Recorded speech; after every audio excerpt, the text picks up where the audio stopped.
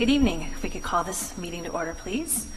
I'd like to welcome you to the joint meeting of the Cotati City Council and the successor agency to the former Cotati Community Redevelopment Agency on Tuesday, February 25th, 2020. And if I could have a roll call, please. Councilmember Delasso? Here. Councilmember Harvey? Here. Mayor Stillman? Here. Vice Mayor Moore? Here. Councilmember Lehman? Here.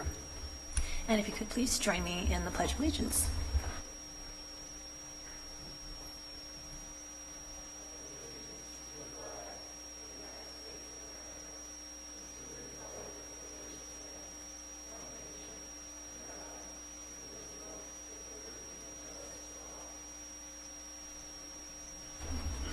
Thank you.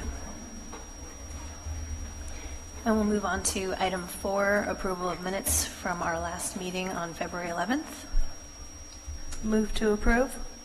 Second. Okay, we have a motion and a second. All those in favor, please say aye. Aye. Any nays or abstentions? Okay, please show a 5-0 vote. And we'll move on to item number 5, announcements.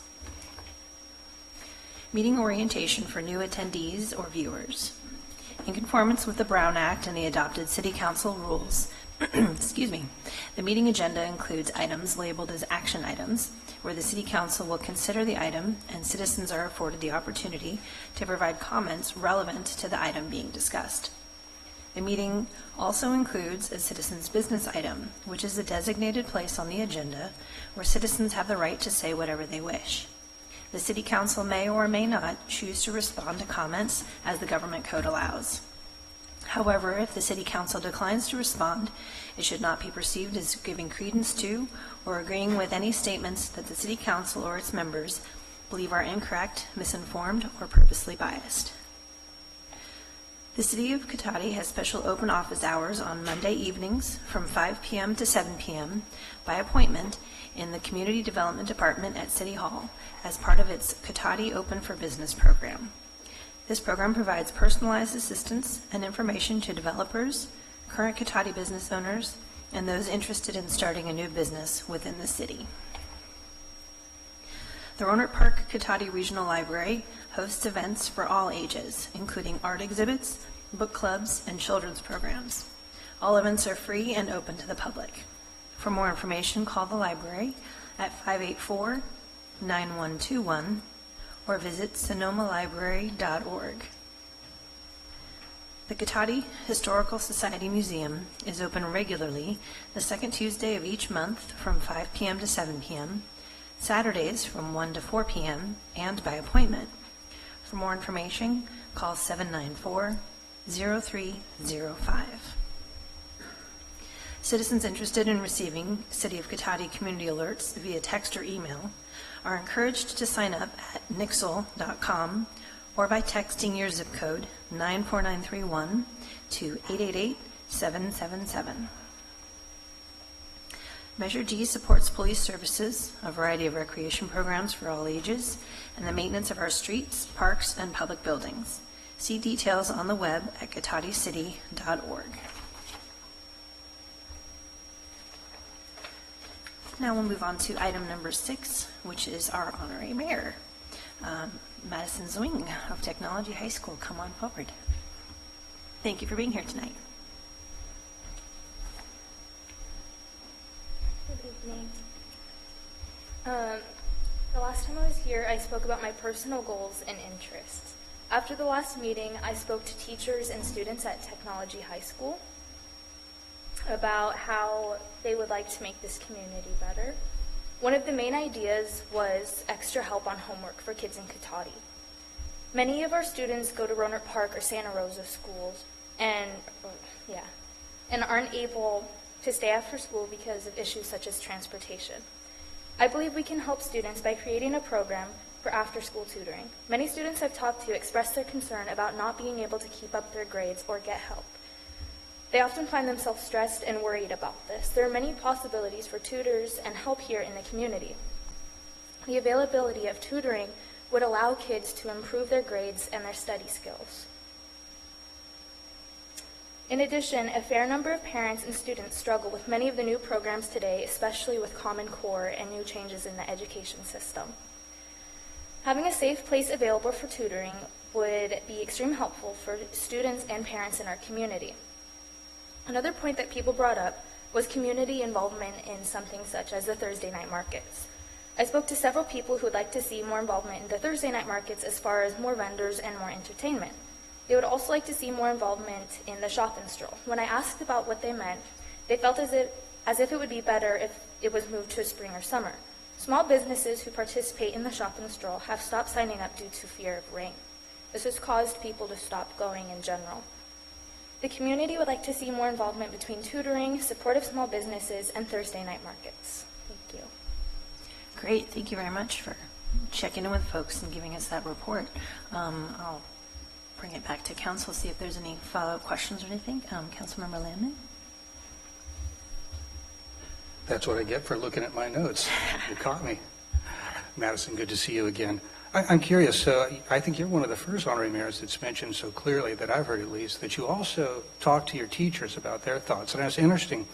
What did you find different in the breakdown of responses? Were they kind of the same? Was one leaning more towards the other? Or was it essentially the same?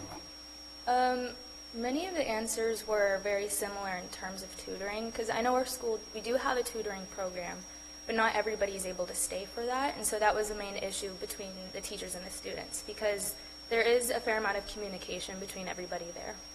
Okay, so you have a tutoring program, but it's kind of a time-based thing, so something Yeah. in this community, closer, I suppose, to home, might be beneficial. All right, well, it isn't like we haven't put enough in our recreation department and Ms. Wilson, but this is, who knows? This is a great suggestion. I really like it, so thank you so much for bringing that. Okay, Vice Mayor Moore. Maddie, thanks so much for coming back with that information. I don't know that I have heard some of the other honorary mayors reference businesses and some of the concern there. I think that's a broader vision that I think that you bring to that. It's very interesting, and I think that's just another component that really shows that you are out there in the community and you're kind of aware of what's going on. So I thank you for that. That's something to consider and bring back, especially as the liaison to the Chamber of Commerce. Thank you. All right, Councilmember Harvey. I have a question about the tutoring. Is it that they are looking for tutors or just a place for the tutors to meet with the students? That was a little unclear to me. Or both? I'd say both, because there is, like I said previously, the issues with something such as transportation. They can't stay after school, or they can't stay during 7th period, or their schedules don't match up. So an ability to have someone be able to pick them up afterwards, or at least a place where they could... A place to be able to have that opportunity. Okay, great. That helps, and I agree. Maybe we could have the recreation department look at that. I also like the thought about the shop and stroll, moving that to a better weather. I know the last few times it's been a little bit of a problem, and I do recall seeing a survey out, I think, on Nextdoor about the possibility of kind of moving the whole farmers market to a different day and time. So that kind of goes along with that. But those are great ideas, and thank you for that input, and thank you for being our honorary mayor. All right, Councilmember DeLasso. Thank you, Mayor. Yeah, all great points. I don't want to beat a dead horse, as they say. But just to throw out there, I think, the tutoring part, that could be something that even students from SSU, if they have an interest in doing something like that, or they have a specialty. If I recall, your specialty was math from last time. Just kidding. I know. I remembered. But, to get students from SSU over here to do some of that, and we have facilities. It's a matter of logistics, but our recreation coordinator will definitely take a look at something like that. And I was going to mention, like Councilmember Harvey did, about the shop and stroll. I know sometimes in the winter it's a shop and kayak. It rains super hard. So I think, and they can keep the one in the wintertime because it's appropriate for the holiday season. But maybe the chamber might be interested in doing a second one in better weather, spring or summer or something. So those are all really good points. And again, thanks for coming back with these ideas. Yeah, so again, thank you. And if you would like, do you have anybody you want to introduce this evening who's here with you? My mom and my dad are here. Hello, parents. And then if you'd like, I've got a certificate to present to you. And then we can come down and take a photo if anybody wants to grab the camera.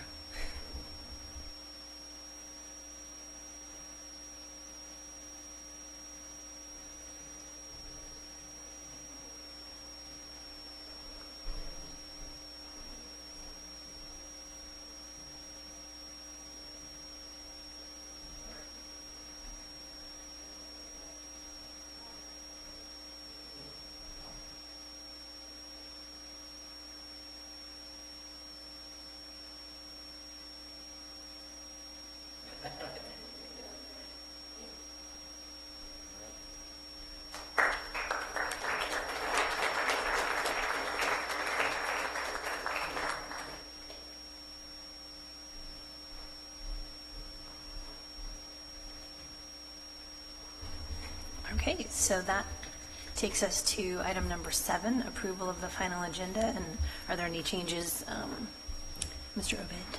Simeon? Thank you, Mayor. 2 proposed changes I'll put forward tonight. One is moving item 12A, appointment of Planning Commission member, to the end of consent, so right before item 10. And then just flip-flopping the public hearings under item 11. So 11B would come first, followed by 11A. Okay, is that a thumbs up agreeable to city council members? Okay. Oh, it's okay with you. Okay, gotcha. Perfect. Okay, so with that, we'll move on to item 8, citizens' business and public comment for consent calendar items. Any member of the public wishing to speak to the council on any items listed on the consent calendar or any matter not listed on the agenda that are within the subject matter jurisdiction of the council may do so at this time. Pursuant to the Brown Act, the council is not allowed to consider issues or take actions on any item not listed on the agenda during this period. Pursuant to City Council Policy 2017-02, comments of any member of the public are normally restricted to a total of 3 minutes in length per person for matters not on the agenda, and a total of 3 minutes per person in length for any and all items on the consent calendar. The mayor may extend the time limit for a reasonable time where a disability accommodation has been requested. So with that, I'll open up citizens' business. And yes, Ms. Alderman.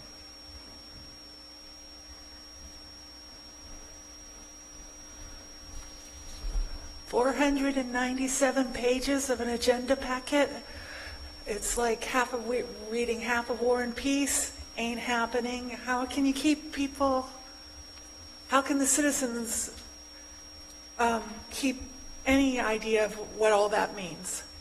497 pages I put it in a calculator, 8 hours to read. Are we supposed to read all that so we know what's happening in the city? I didn't. I just think you really need to even out your subjects. There was a whole heck of a lot tonight, and you could have put the electrical discussion on future. We don't need 1 hour meetings, then 4 hour meetings. We need some consistency here. Thank you. Okay, thank you for your comments. And I have a speaker card, Mr. Barrich.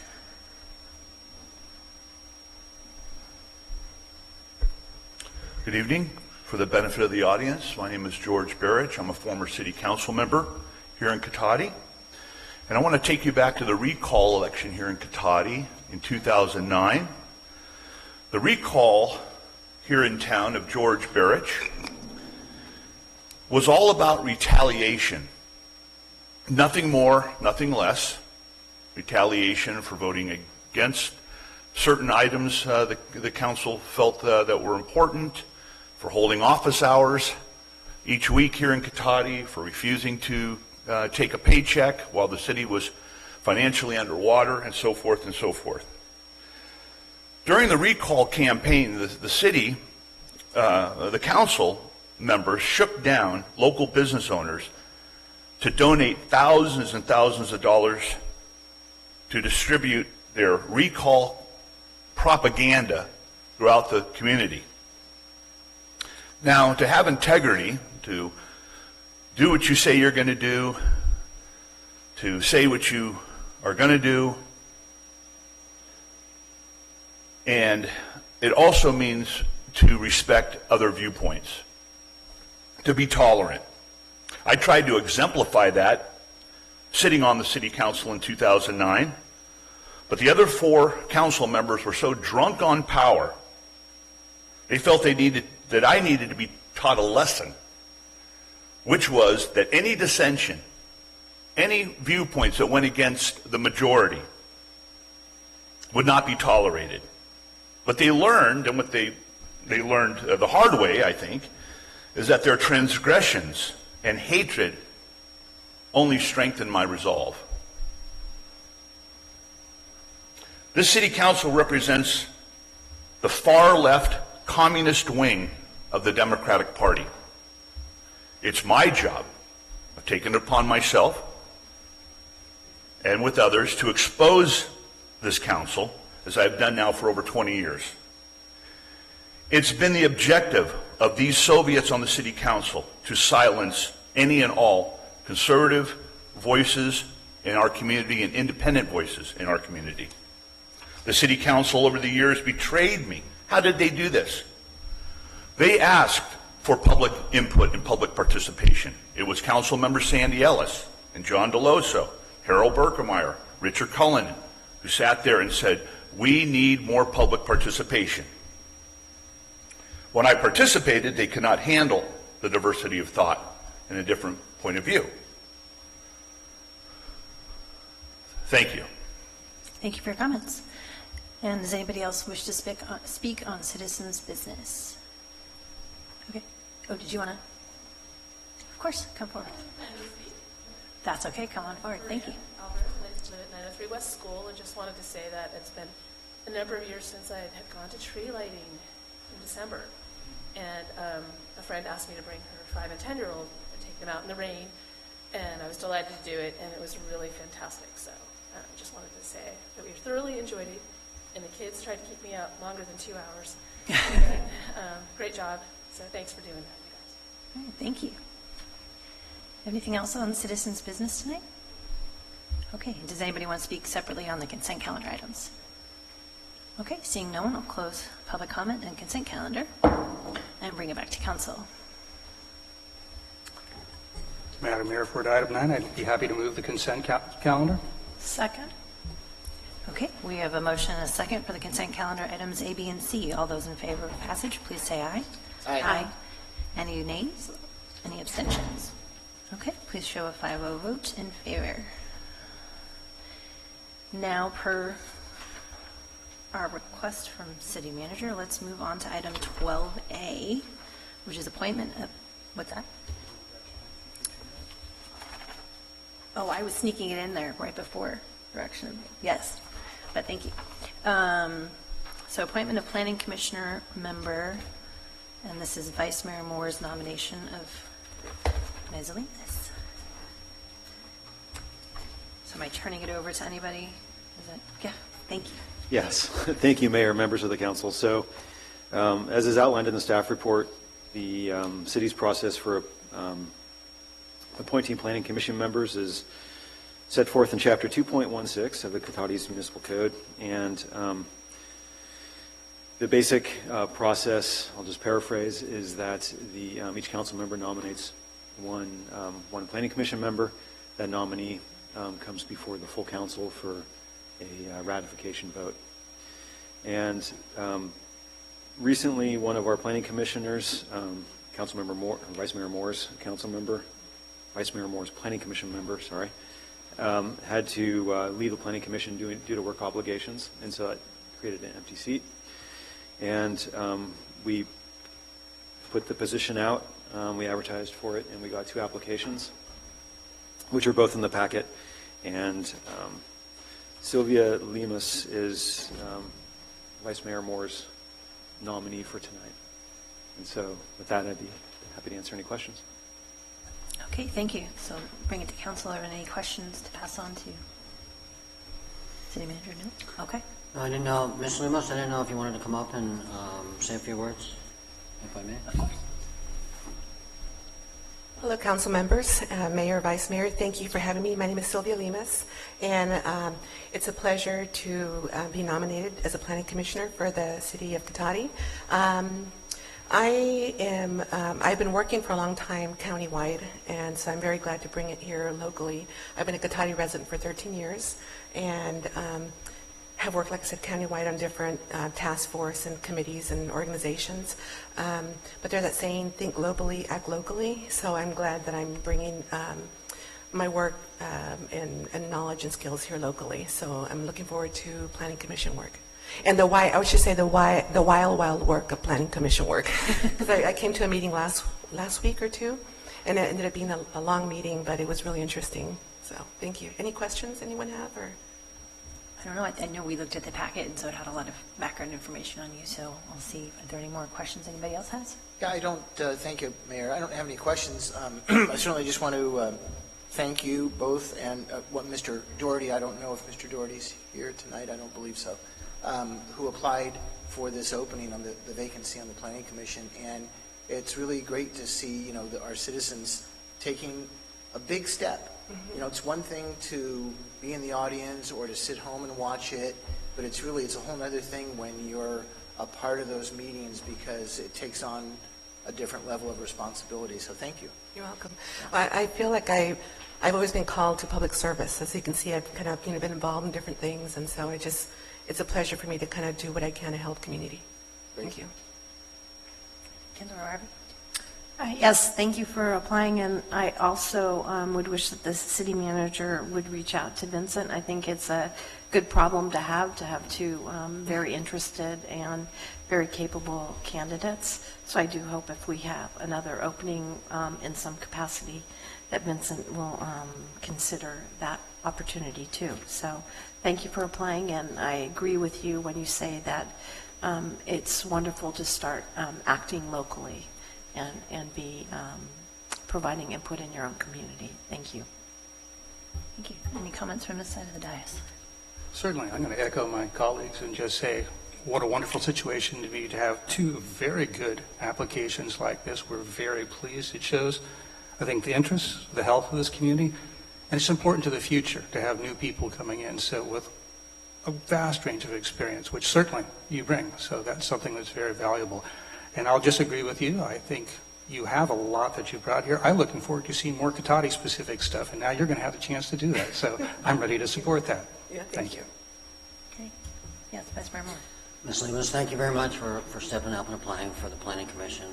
I think it'll be a wonderful breath of fresh air, and having all your knowledge and experience, bring in more community focus, I think it'll be terrific. So thank you again. Thank you for the opportunity. Thank you. Yeah, thank you. And I know, is it your cousin, Esther? My sister. It's your sister. Haha. Yeah. I was I'm the thinking- older sister. She's my little sister. I was going to say, I'm like, there's a little bit more than a cousin resemblance. So anyway, I used to work with her. So please pass on my hello. And thank you so much. Again, I'll echo what everybody was saying here for putting yourself forward and bringing your experience and background to the challenges ahead. So thank you very Look much. forward to it. Thank you. All right, thank you. So, since this is an action item, we can open it up to public comment. Would anybody like to comment on this item? All right, seeing none, I'll close public comment and bring it back to council for Well, after that moment of suspense, Certainly. I would like to make a motion that we adopt Sylvia Lemos to fill the vacant Planning Commission position. I'd be happy to second that motion. All right, we have a motion, a second. All those in favor, please say aye. Aye. All right, motion passes 5-0. Thank you. Thank you so much. And you're welcome to stay, or if you have other things going on tonight, you're welcome to head back out. So thank you very much. So now we will go backwards in time to item number 10, direction on future agenda items. Do we have anything from council this evening to add to future agenda? That's true. Anything on this side for direction? Not tonight, Okay, not with 497 pages. that's true. All right, gotcha. So, with that, we'll move on to item 11 And then just to confuse things, item 11B, which is packet page 219, if anybody needs help finding it.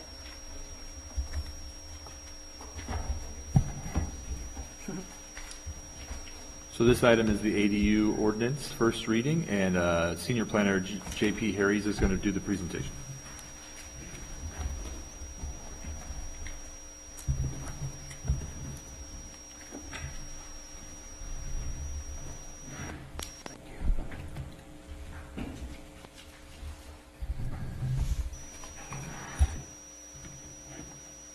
Thank you, Madam Mayor, members of the council. My name is John Paul Harries. I'm a senior planner with the city of Cotati. And as was stated, we're going to talk about accessory dwelling units and junior accessory dwelling units and an adoption of an ordinance or introduction of an ordinance to regulate development of those accessory housing units. So, first of all, a couple of preliminaries. The primary reason we're here tonight is because our existing ordinance was made null and void in 2016, actually, with changes at the state level.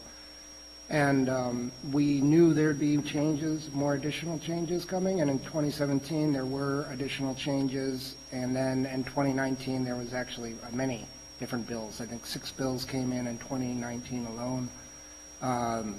Affecting the development of ADUs. So now we think it's important that we do pull our ordinance together, bring it up to speed with state law, as well as incorporate elements that are important for Cotati's review and approval of these units.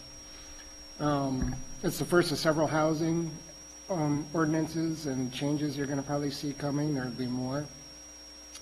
And also want to remind the council, since you authorized our application, we were granted, were awarded $160,000 to help with housing work.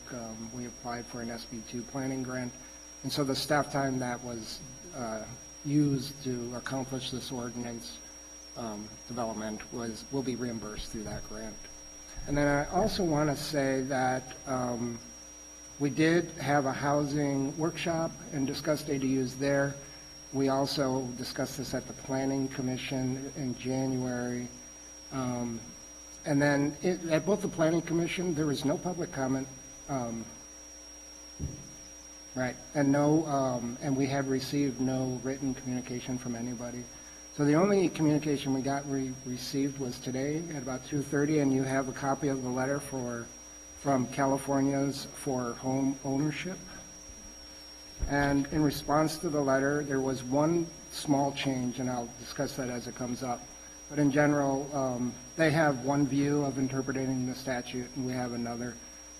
Theirs is a little more extreme than ours, and we're going to really rely to see, well, we have to submit our ordinance to HCD within 60 days, so we'll see how they respond to it as well. They have yet to weigh in on some of these issues which are being debated within the statute. It's a very confusing statute, probably because so many bills had to try to come together to produce it. So let's move on. So what is an ADU? Well, ADU is short for accessory dwelling unit. That's a term that was codified in 2016. Previously, we referred to them as second units, and colloquially they were known as granny units or in-law suites or carriage houses. But generally, they're independent, self-contained dwelling units. They're accessory to the single-family dwelling, and they can be either detached or attached. You can also convert part of the interior of a home into an ADU. And the residence can either be existing or proposed, so you can do this as one larger development package and develop both an ADU and a primary residence. They are required to be independent, so they have their separate access, kitchen, and sanitation facilities, and they range from approximately 150 square feet, which is a building or the definition of an efficiency unit, up to a maximum of 1,200 square feet in floor area. Also in 2016, they developed this notion of a junior accessory dwelling unit. At the time, they didn't require cities to allow for them, but that changed in 2019. They're mostly independent, self-contained dwelling units, and by mostly, the big difference between them and an ADU, one of the big differences is you are allowed to share a bathroom with a junior accessory dwelling, so you can have an interior door between units with a shared bathroom. They are limited to 500 square feet or less, and they must be built within the walls of an existing or proposed unit, but contained within the unit, the primary dwelling. They are required to have their own separate access, and they are required to have a kitchen. So just a little bit of background. Prior to 2003, we used to require a use permit for this, so all these would require public hearings, and it was all discretionary.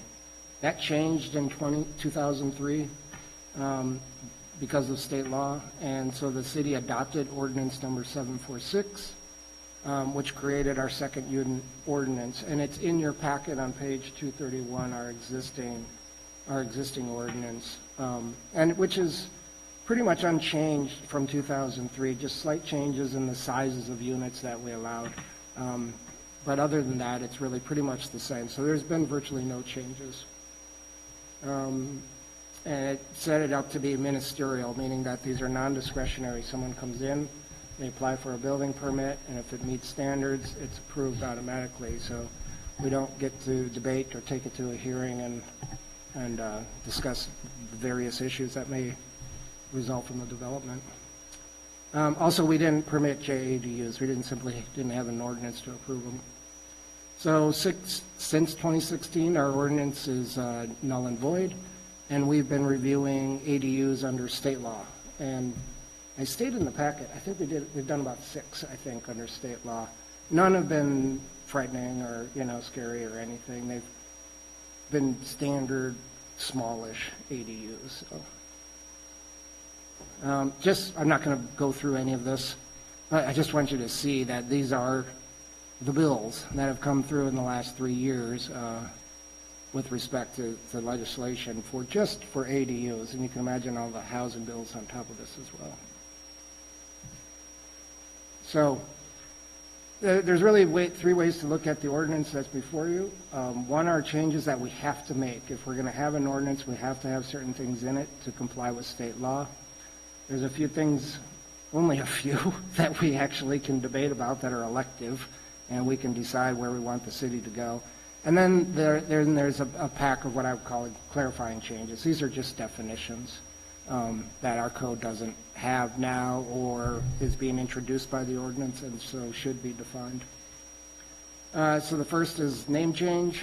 We're no longer using the word second units. Everything is now accessory dwelling units. Also, a big change that happened is previously ADUs were only allowed in single-family homes. So as of 2020, you may now have ADUs in multifamily properties. They can be either detached, possibly attached, that's one of the things people are debating about, or built within the actual multifamily dwelling building structures themselves. And it could be a garage, or it could be the housing units, but within an attic or a hallway that's not being used, or a boiler room, or anything else that can be converted to living space and still meet building code requirements, of course.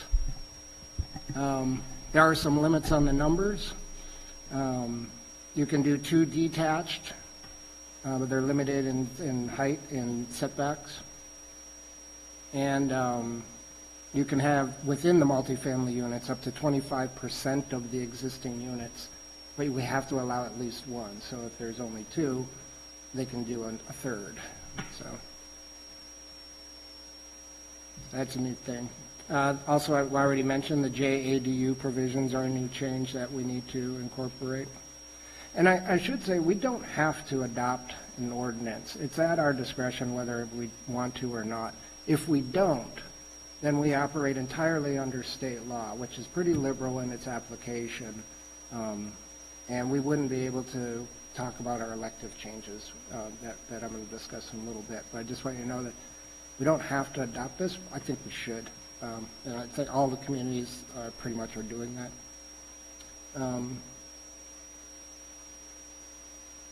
Also, number 4 there is allowance for an ADU and a JADU. The way the state law is written, we must allow one ADU and one JADU if requested. So you can have now up to 3 dwelling units on a single-family zone property. Regarding zoning and allowable uses, the ADUs and JADUs can't be banned, so we can't prohibit them everywhere. We do need to designate where they can be permitted, and that designation, we can look at water and sewer capacity, traffic, and public safety in determining those areas. Right now, we're proposing all residential and mixed-use areas. The only area that we're not suggesting change right now is the Santero Way specific plan, specific plan area, and that's because several factors. One, we have a lot of development potential still in that plan area, and we're already nearing capacity issues. One is the roadway width is substandard. We already know that there's parking issues there. And there was another. Oh, well, fire access, that's another thing. If we're going to develop additional residential units, we need a second access into that area.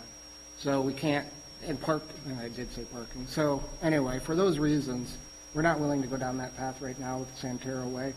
The rest of the city, the residential and mixed-use areas, they would be permitted.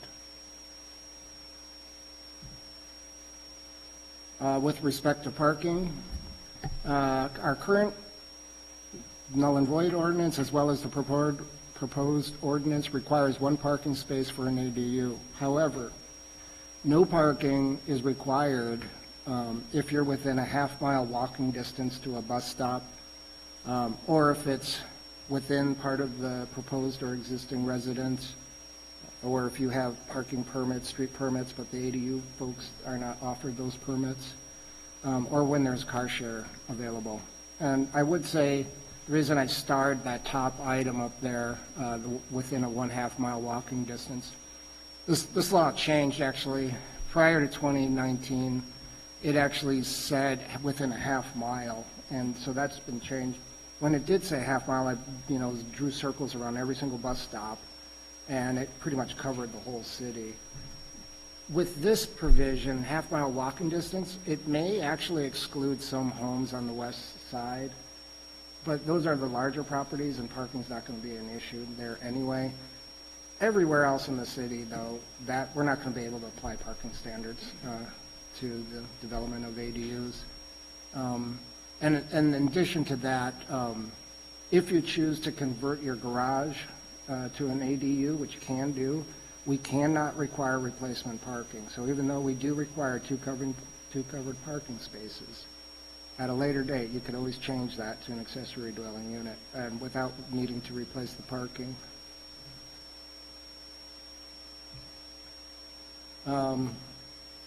Regarding the size of accessory dwelling units, we used to base it basically on the lot size, and that's shown in the existing ordinance. Going forward, there's no minimum lot size. You can develop it on an ADU on any size lot. And then this is where it's going to start to get a little confusing and convoluted. So we must allow for at least an 800 square foot ADU if it has 1 bedroom or less. If it has is that right? Yeah. If it has 2 bedrooms, it must allow, we must allow at least 1,000 square feet. So we can't put bigger limits than that or lower limits than that. So we can't say 600 is the most you can get. We have to allow 850. Now, this is where it gets a little bit odd, but so we also have development standards. We have land coverage standards. We have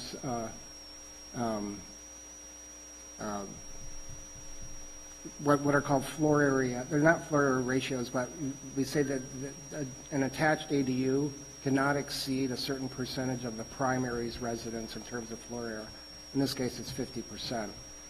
So if we had someone, and I use L section as an example in the staff report, that wanted to build an ADU, but they were already at 40% coverage or more, maybe they're at 50% coverage, and you see that a lot over in L section, they would be prevented from building an ADU.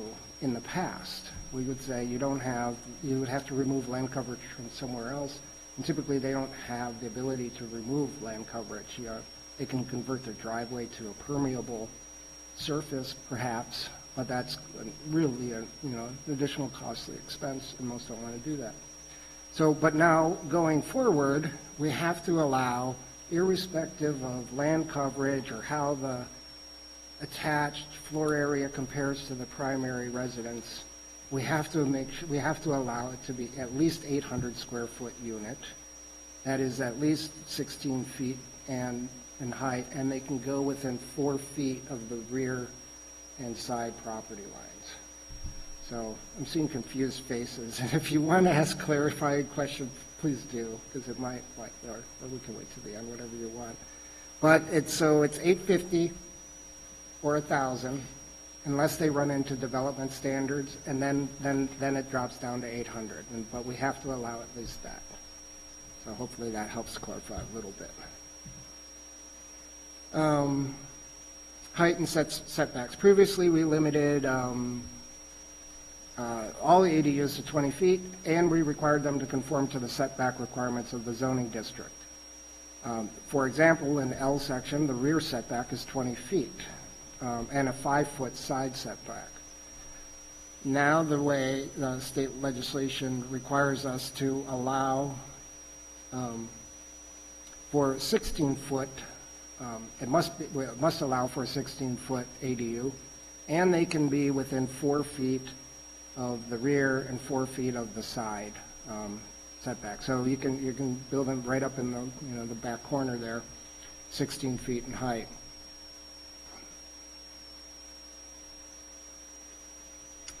Also previously, I guess probably prior to 2016, if anyone building an accessory dwelling unit was considered a residential unit, living space, it required sprinklers if it was a new development, just like a new house would require that.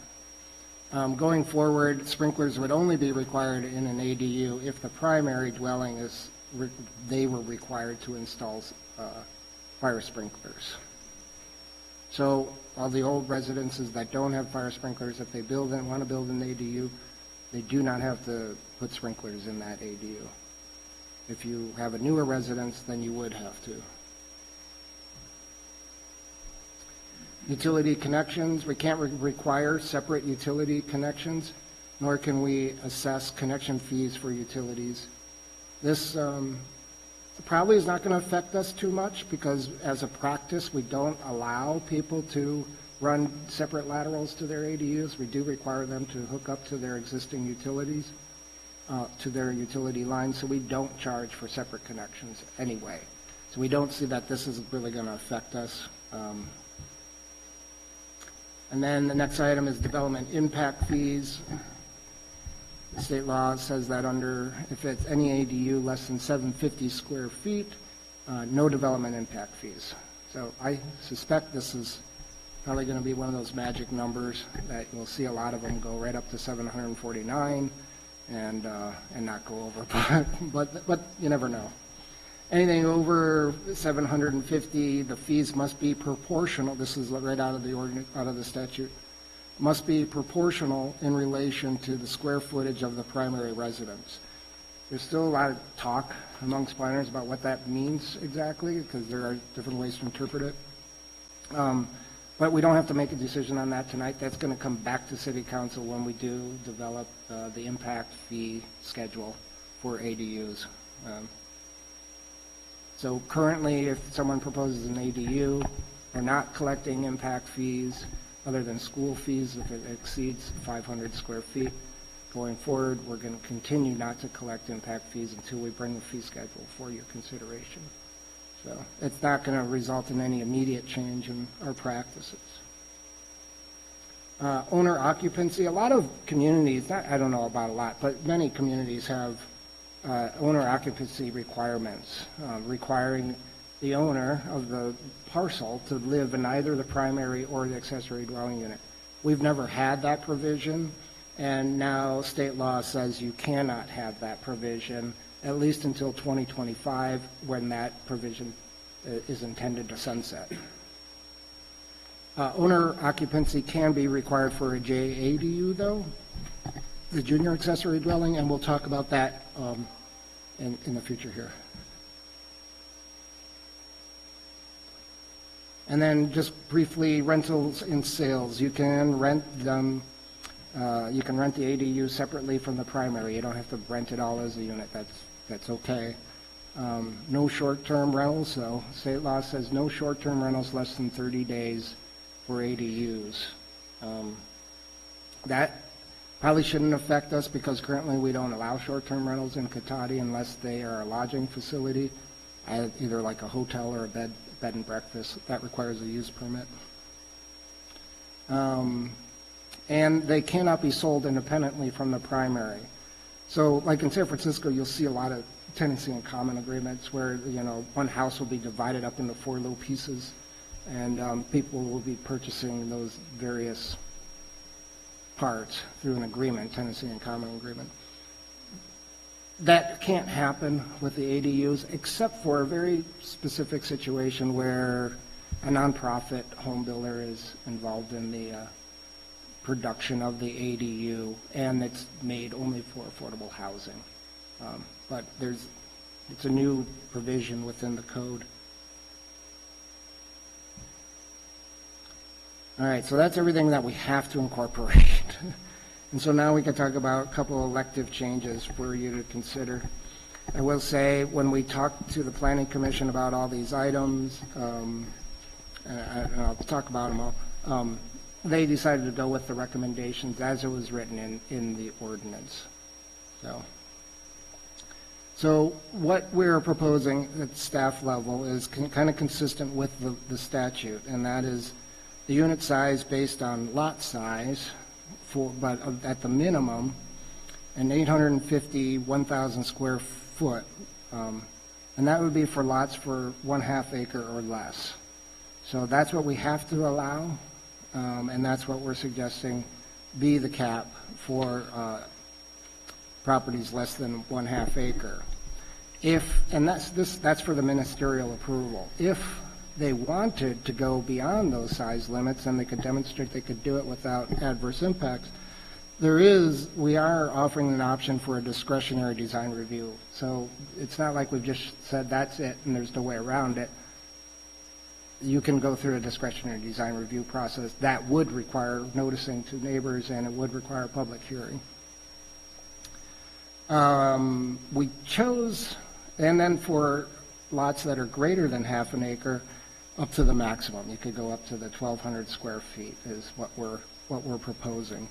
We selected the 1/2 acre because it aligns with our very low residential density and residential density. So it wasn't arbitrary. It was kind of consistent with how our zoning breaks up minimum lot sizes. And then just for your consideration, when you're thinking about this, you can consider a range between basically the 850 1,000 cap or the 1,200 cap. So you could apply the 850 1,000 all across the whole city, or you could say, you know what, just forget the 850, the 800. Everybody can do 1,200 square feet. So that's the range that you have for consideration. Also, we could eliminate the design review option for lots less than 1/2 acre, and they just must follow the standard. And then in considering that, essentially I'm recommending what we propose and not the 1,200, because we start to look at land coverage issues, which results in groundwater recharge impacts, stormwater runoff becomes greater, more trees are cut down, there's less landscaping, less open space, and the privacy of neighbors is decreased. So We're recommending the 850, 1,000 for less than half an acre, 1,200 for over half an acre.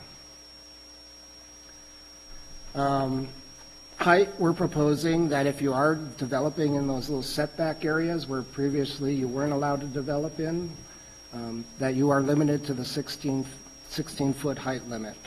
That allows for a one-story with a peak roof and maybe an attic space, probably not two living floors. And then if you are outside those setback areas, so you're where development is okay, then we're suggesting go ahead and you can go to the maximum height limit within that zoning district. That's a little bit different than what we had in the past where we limited all ADUs to 20 feet. So it allows for taller ADUs. I think the reason we approach it that way is sometimes you're developing on top of a garage or a second-story ADU, and this would allow for that development without any running into conflicts with the 20-foot range.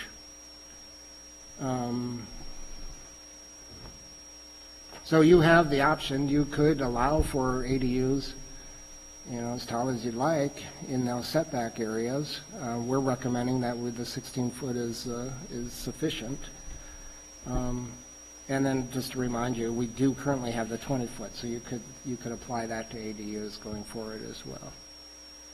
Some things to consider is the bulk and massing of the units and how it would affect the neighborhood, as well as, again, privacy of the neighbors.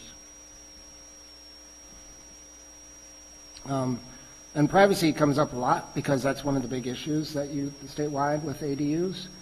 And so kind of proactively to address what's going to probably result in some privacy issues, if you're building in those setback areas where we previously did not allow development, we're suggesting that any window that's facing an adjacent property within that setback area either be clear story, which means 6 feet high, 6.5 feet high from the finished floor to the sill of the window, so you can't look in at your neighbors, or it's opaque, permanently opaque windows.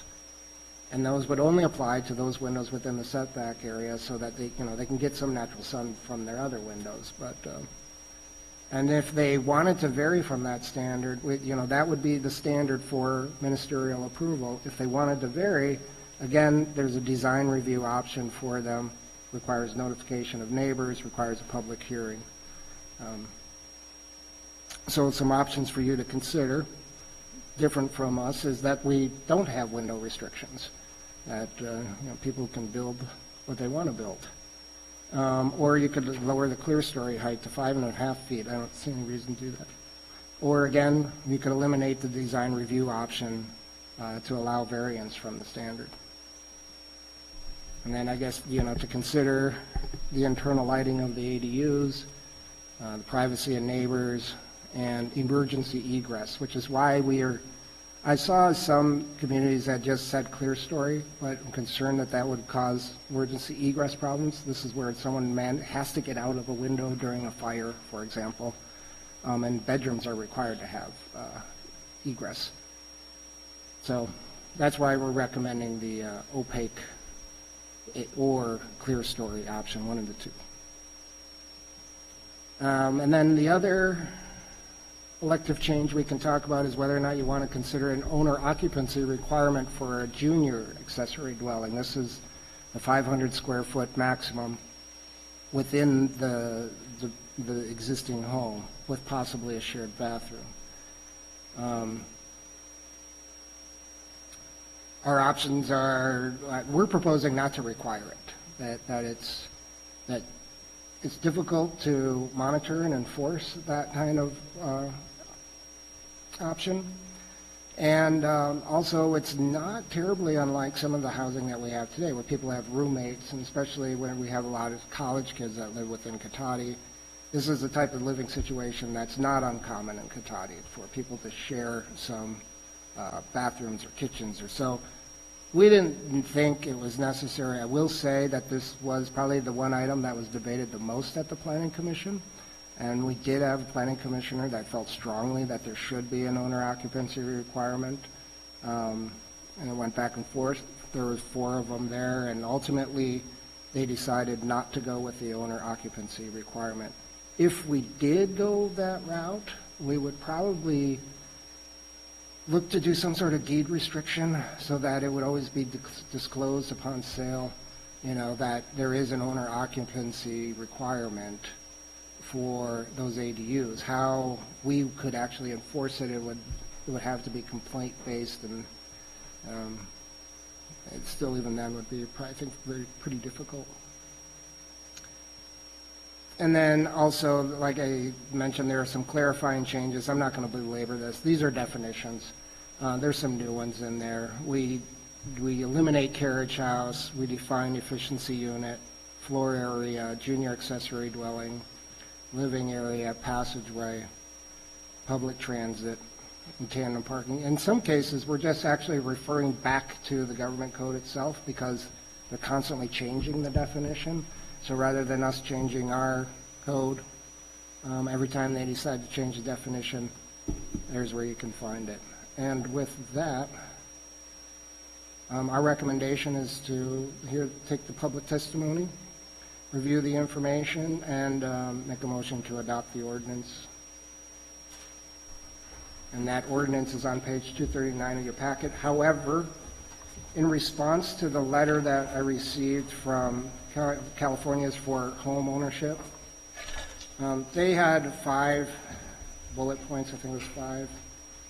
One of them we felt was a valid point that we should probably address right now, and that was we had previously had a maximum of 2 bedrooms in that. That's a holdover, actually, from our old ordinance, and it's just not even applicable today. And there might be a legal issue with even counting bedrooms like that. So we're recommending striking it, and the ordinance that I placed on the table in front of you shows that strikeout language and some renumbering. That's the only change that we're proposing. And so with that, I'm happy to take any questions or comments. Okay, thank you. So bring it back to council. Are there any questions on this side of the dais? Yes, Councilmember DeLasso. Yes. Questions. I'm going to kind of work my way backwards because I had more notes at the end. So going back to the windows under elective changes, and you were saying 6.5-foot clear story window. The way I interpret or opaque, does that mean then it can go higher than 6.5 feet from the ground floor? Well, sure. I mean, the idea is that we want the bottom of the window to be no lower than 6.5 feet. Bottom of the window. The no bottom lower, of the right? to be no lower. So that, are you following? So the Yes. idea is so that you, being inside your home, can't look into your neighbor's backyard unless you're standing on a stool or something out your window. Right. So when you say opaque, but does that change the height? No. So Doesn't the it? opaque allows you, and this is good to hear this, but if you could, it's either clear story or opaque. Or, okay. That's, pardon? What do you? Well, yeah, if you wanted a lower window, lower than the 6.5 feet, it would have to be an opaque window. That was my question. Okay, So I'm it sorry. could be lower than 6.5 feet. It can be lower, but it Okay. would be required to be opaque. All right. You can Sure. follow up. So if a window is starting at 6.5 feet, Uh-huh. generally speaking, rooms are 8 foot tall, that means you have a window like this, right? Yeah. And how does that work with the egress getting in and out in a bedroom? That's why we have the option for the opaque window. Is so that you don't have to have it at 6.5 feet. You have an option, and that's the opaqueness. Okay. That's what that is. John? Not a problem. I'll have just a couple more like that. Do you know if HCD has weighed in on this letter that we got this afternoon? No, they haven't. And where they reference HCD's interpretation, I will say that's an interpretation from 2016, and that statute section read very, very differently than it reads today. So I don't agree. They haven't weighed in on this aspect of it. I would just add multiple jurisdictions adopting ADU ordinances are getting the exact same or a very similar letter, and we're very confident that our ordinance is compliant with the law. Right, plus you have to go through another sort of approval anyway, right, through HCB, do you not? Right, Yeah, right. all right. So they'll be looking at our ordinance and, yeah. That's great. I probably spent too much time reading their letter and starting to get a little, oh boy, here we go. Parking, required parking. You know, we're going to dig a big old hole for ourselves if all of a sudden, and are you saying this is now as part of the state law and the rewriting of these 6 bills alone that were introduced in 2019, that parking is not going to be, well, there's not going to be any required parking? So you've got, in a single family residence, you've got a garage, let's say, that could, in theory, accommodate 2 vehicles. And if you convert that garage, you don't need, so that's more on-street parking. And what is that going to do? It's going to fill this room with angry people, and rightly so. I mean, do we not have any alternative to deal with this? It seems a little outlandish after what we've seen over the years at Santero. And I'm not saying we have all these multiple Santeros, but we could potentially develop more of those scenarios. Yeah, no, I Kind of a rhetorical question, but it is, it's almost a statement because Yeah. we don't have, no, we can't do anything about the parking. They're very clear about that you can't require the parking replacement for a garage conversion, and we can't require the additional one. So regardless of whether we have any kind of a public process, like, let's say we want to bring it back to design review or planning or whomever, it doesn't matter, does it? The state is telling us, and what I'm getting out of all of this, not that it's a horrible thing, but again, we're being told, we don't really care about, all your local policies and laws that you people as a community have developed over the years. Here's what you're doing now, live with it, because we need more housing. That's kind of the impression I'm getting out of this. And that's a correct impression. Yeah. And you're going to probably see it in other housing laws that are coming. A lot of the development around transit, for example, is having very similar, requirements, like you can't have the parking requirements, or they're much reduced. There is a worldwide trend to reduce parking requirements. And here you're seeing it basically being forced on the city. And I would just add, this is the first of many changes that are going to be coming before the council and the planning commission regarding housing, and many of them will have a similar vein of less discretion, more state mandates, unfortunately. That's really unfortunate. Yeah, it is. All right, that's it for now. Thank you. Councilman Burke. So, the multi-unit ADUs. So you gave some pretty good examples of L section, how that might work. So talk to me a little bit about how something like this might work, say, in Windmill Farms. Those have like little areas, and how would that work? Yeah, so exactly. So Windmill Farms, yeah, the way I think HCD would interpret the law, where Windmill Farms are individual units, but they would probably view it as a larger PUD multifamily development. That's likely how they would interpret it, I think. So in that case, you could see a couple of other little units pop up that resemble very much the existing units. I think a scarier proposition is you could see all those carports converted to ADUs, up to 25% of the number of the units that are actually existing there today. So, yeah. Because they own the carport? I mean, that's a little frightening. You could have like a mishmash of, one here, not one here. carports individually owned? Typically, they're in common ownership, so it would be hard for them to pull that off unless they got together as an HOA and decided, wow, we should redevelop these as second units. I would agree. So Okay. the interesting thing is you're more likely to see this in non-condominium projects. So windmill farms are individually owned units. Right. So it's unlikely that the HOA is going to vote to eliminate their own covered parking in favor of developing some additional housing. Where you're more likely to see this is existing apartment projects that are not individual ownership units, where the landlord or property owner is going to try to add a couple additional units, and they absolutely could convert covered parking in those apartments. And JP included it in the language, and I saw some eyebrows raised. The statute mentions boiler rooms specifically, just as an example of they're looking for any additional square footage for housing. So then can I throw out another example and you tell me so over just Marsh Way there's apartment complexes Right. and there's all that parking against the street. So you're telling me that all those parking spots along the street that are covered parking could all become individual units? Yeah, it has to be a structure. So It is a structure with it the- can't- So, yeah, you can't just convert surface parking, but No, I do it's- believe it allows for carport conversion, yeah, up to 25% of the number of units, right?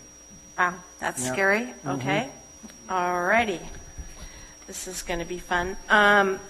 So on the elective options, help me a little bit on the 28-foot limit. When I think of a lot of people doing ADUs and things like that, you think about people putting a unit up above the garage. Right. I mean, that's a pretty common thing for people to do. So wouldn't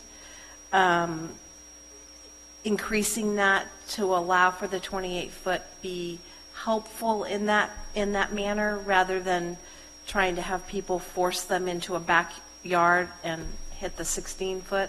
I think you're right, yes. And that's why we are recommending that if you meet your setbacks, which any home in a garage that's existing today will, because they've been built within those setbacks, that you do be allowed to go up to the height limit of the zoning district, which is typically about 28 feet, as opposed to imposing the 20-foot height limit, which might end up with some really poorly designed second-story ADUs, like with a weird flat roof or something on a gabled house. So for our community, based upon the likelihood of the housing stock we have, for instance, the L section, it would make more sense to us to have something like that so that people can do this over their garages. That's right, Okay. that's right. All right.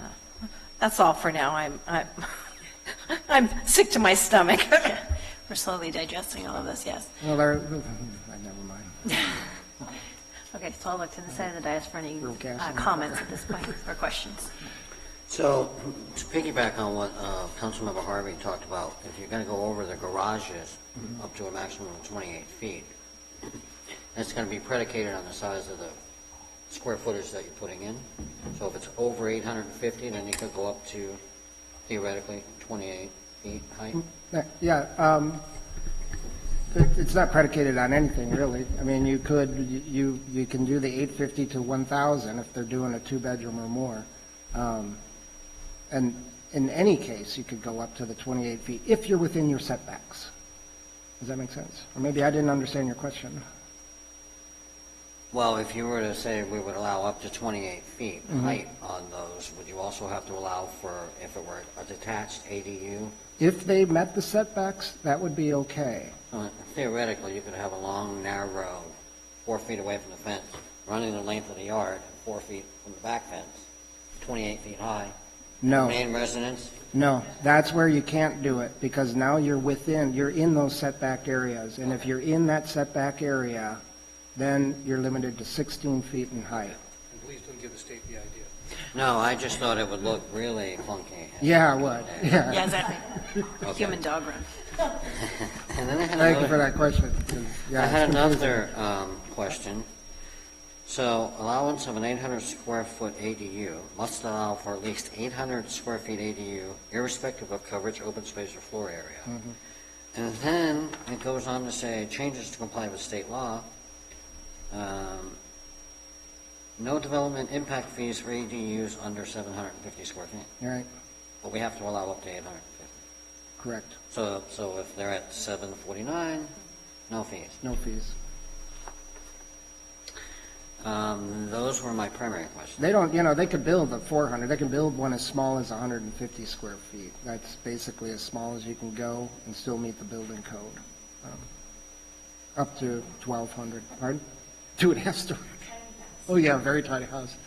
We do require, but having said tiny houses, there is a provision that they do be put on foundations. So these trailer tiny homes would not be ADUs allowable, ADUs. They have to be foundation-based structures. But they could be brought in and placed on a foundation. Yes, Attached. sure, absolutely. So they can be attached to a foundation? Yes. Okay. Thank you. Councilmember Layman. All right. One question to begin with. We were talking, I want to thank you for your work, as people often ask, what is planning busy doing? We're not building this much wall. Now you know. This is what the type of thing that drops all the time, it seems like, the last few years from the state. So you can see the level of complexity to this work. I appreciate your efforts to protect, obviously, public safety and traffic at Santero, but also privacy in general, which is a big concern for people with ADUs. Speaking to what Councilmember Harvey brought up, the clear story, or they're required either a 6-foot height or a unclear window, that would work, I can see, where if you have a relatively flat surface, that would mean that you can't peer out into somebody's yard and somebody can't peer into your house. Does this take into account any height differences? Because all of a sudden, if you're building on a hill, what you're proposing here isn't really going to do the job. No, it does not. No, this is simply for I guess the simple answer is no. This is only for the ministerial approval process. So I wonder if it could be modified somehow to take into account line of sight and include height differences, because that's the purpose. yeah, no, I know what you're after. Because I think it's a really good thing what you It has came to up be with. completely objective, the standard, and that's where maybe Noah has something to say. Well, I would just add, we have to allow ADUs up to 16 feet tall within 4 feet of the property line.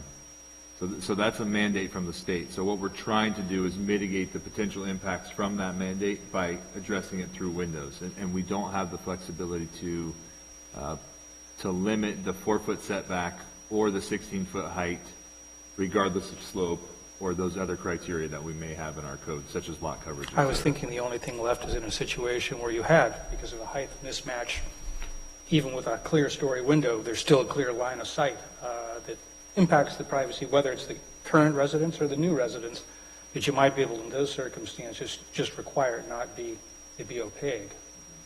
Just a suggestion. I don't know if we can get there, but anything you can do to protect privacy, I think, is valuable, because that's certainly one of the problems that this is going to bring. You know, getting back to the whole question of parking, was there any concern expressed in any way during this process about the impacts this is going to have on the public, the look and feel and frustration with life in most communities in this region? I think I get the move towards, I get that there's an interest in reducing car usage. That's a direction I can see some value in going in. And I get ADUs, much more than some other proposals for building, actually will provide some lower cost housing that actually could help with the people who really need help with housing. That makes sense to me. But forcing people out of their cars when there's no viable replacement right now doesn't seem to make a lot of sense. And at this point, there's no legislative interest or noise whatsoever, or any assessment period for this to see, because I suspect, like I think the audience pictures and like some of my colleagues have said, this is not that far down the line going to be very problematic for some neighborhoods. Certainly, there was a lot of talk about that. It was coming through, folks in cities and the League of Cities and, and other advocates for local control of housing development. These are the issues that we wrestle with all the time. Not some legislature who's never been to the city of Cotati telling us, how we should regulate parking. So it's frustrating. What we can do and what we are going to do We've already talked about Santera Way, but we're clearly going to be watching and tracking and monitoring the impacts that are associated with this. And if it comes that it does start presenting safety or traffic issues, which are some of the other issues, then we'll probably recommend changing the zoning in those areas. This might be based something on- we could even work on through the city managers group, I think, and see if this is something coalesces countywide and there's an interest. And if there's enough interest behind it, might be something one of our local legislatures might actually dare move in the opposite direction and carry a bill for us down the line. Who knows? With that, I'll lead with the one piece of good news I'm sure we're all happy about is that boiler rooms everywhere are going to be rejoicing at their new popularity and value. I'm very happy for boiler rooms. Yeah, go ahead, Councilmember Harvey. So what about a commercial property? What about the industrial area? Can these things pop up over there too? So Why? only in all of our commercial areas are zoned for mixed use. So if there's a mixed use development, so, maybe commercial on the bottom, residential above, those then become multifamily, they would be eligible for an ADU under our ordinance and under state law. We don't allow housing in the industrial park area, so no housing in the IG or the CI district, so Blodgett Street, Porter, Aaron. So, but if in a commercial mixed-use area, if, let's say, they provide parking garage or parking carport in that mixed use, that parking unit could get turned into an ADU. I think there's a potential, and there's some aspect of it, but also you're talking about commercial parking there as well, which this doesn't give you a pass to commercial parking, so it would be a little more of an argument with us before we would just accept it as a ministerial approval. Yeah, I would Just I would trying just to add- say how far they can, push this envelope. And that's a good point to think about. One of the things as we start to see some new development, which almost all new development in Cotati is going to be mixed use, it's often common to see requests to bundle parking, commercial and residential parking, getting dual use. That would preclude the conversion, in theory, if that space served the commercial use during the day and the residents at night. So that's one way to be thoughtful about how we look at some development moving forward. And then similarly, if it were condos, so individually owned, a lot less likely to be converted in the future. So as we start to look at some of these projects, if they're for sale projects, individual ownership units, that would address some of those things. And then finally, if it's a newly built unit or newly built project, the developer's pro forma is going to cover the cost as it's proposed. So there likely would be a significant amount of time before any additional pressures would come forward to try to convert some of the amenities that are provided to that apartment project if it were built.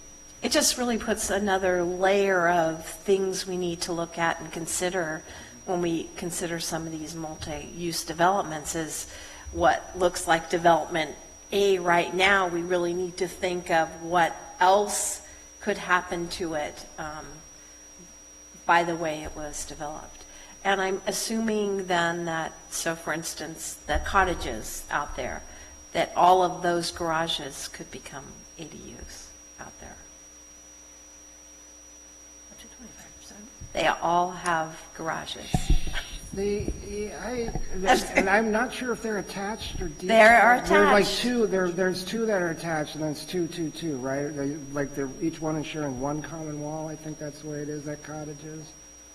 Yeah, I don't know, I'd have to wrestle with it a little bit. Okay. Yeah. All righty then. I think Okay. there's the potential, though, for conversion. We'd probably treat it as the multifamily and limit it to 25, as opposed to everybody being able to convert their garage. So then how do you wrestle with something like that if it's only 25 and it's like me too, I mean, I want one. How do you, is it a lottery? Is it a first in, first, how do you wrestle with that? So you're seeing what we've been dealing with, and it's frankly, a product of 19 housing bills being passed in a very short amount of time, and not a lot of time being granted to how it's all going to roll out and be effective in each town as it moves through the process. Yeah, because part of the problem is once they're there, it's not like you can take them back. No. So. Councilmember Delasso. I would just like to add a little bit more to the insanity if I could. I thought, JP, you might have mentioned something, but I don't want to put words in your mouth, that it was something Councilmember Landman said, that if it got to that point, we might consider some kind of a rezoning. Am I putting words in your mouth? No, that's essentially what I said. So if we, let's say, for example, we started to see parking impacts in neighborhoods, and we could really point to the fact that it was due to ADUs as opposed to college housing or something like that, then we would probably say, we'll probably revisit our zoning. And there has to be some sort of traffic impact. We know people get really emotional. I mean, we really know that here in Cotati if we consider what happened here a couple months ago. People get sensitive about parking. But if it really starts to create public safety or traffic issues, then we have the authority under the state law to prevent development of ADUs in that area. So we would look at a rezone, And so when you're speaking of rezoning, it was something I had written down. But by rezoning, I mean we would not make it a permissible use in a particular zoning district. Okay.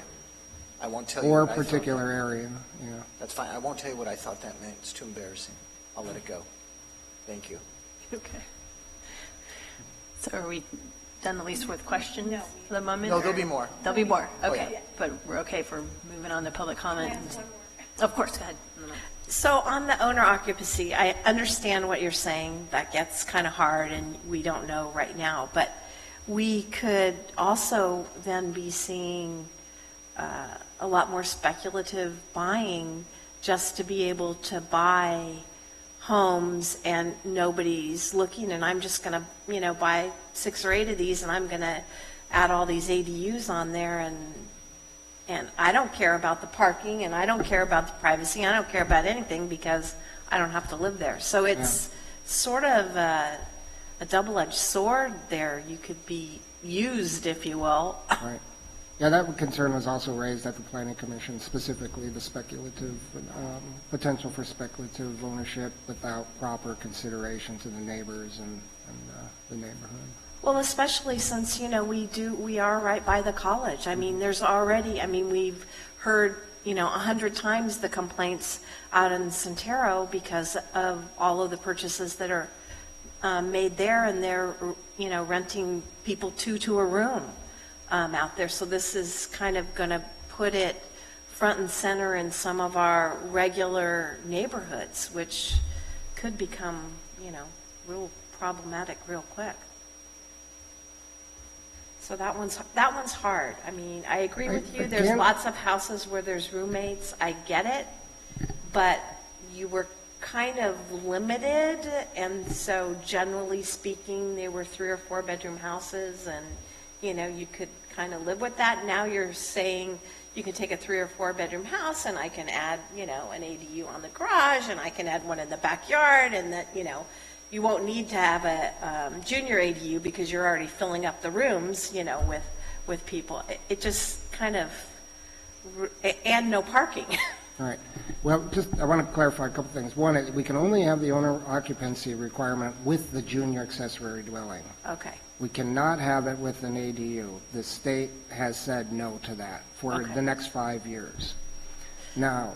So do we have to revisit that in 5 years, or do we have to have it there and it doesn't take effect till 5 years? How does that 5-year thing work? Or do we not know yet? Well, I was looking at it as we would revisit it in 5 years, because you never know if the sunset actually sunsets. Right.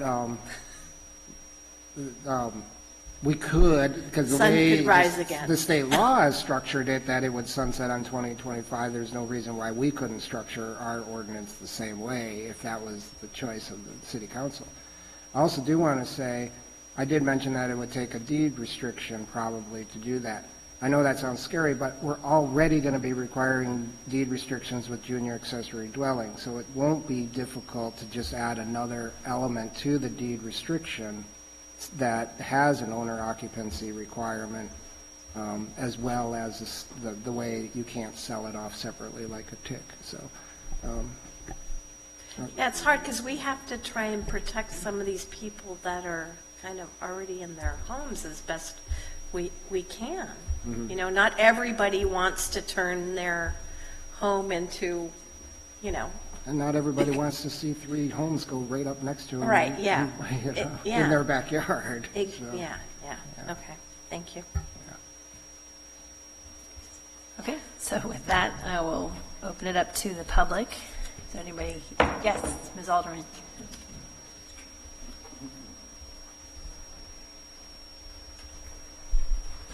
This is the topic of the day for me because I spent the day at Sonoma County Bar Association's new housing laws seminar, and they have a really good idea of what's happening. The state is going to come in and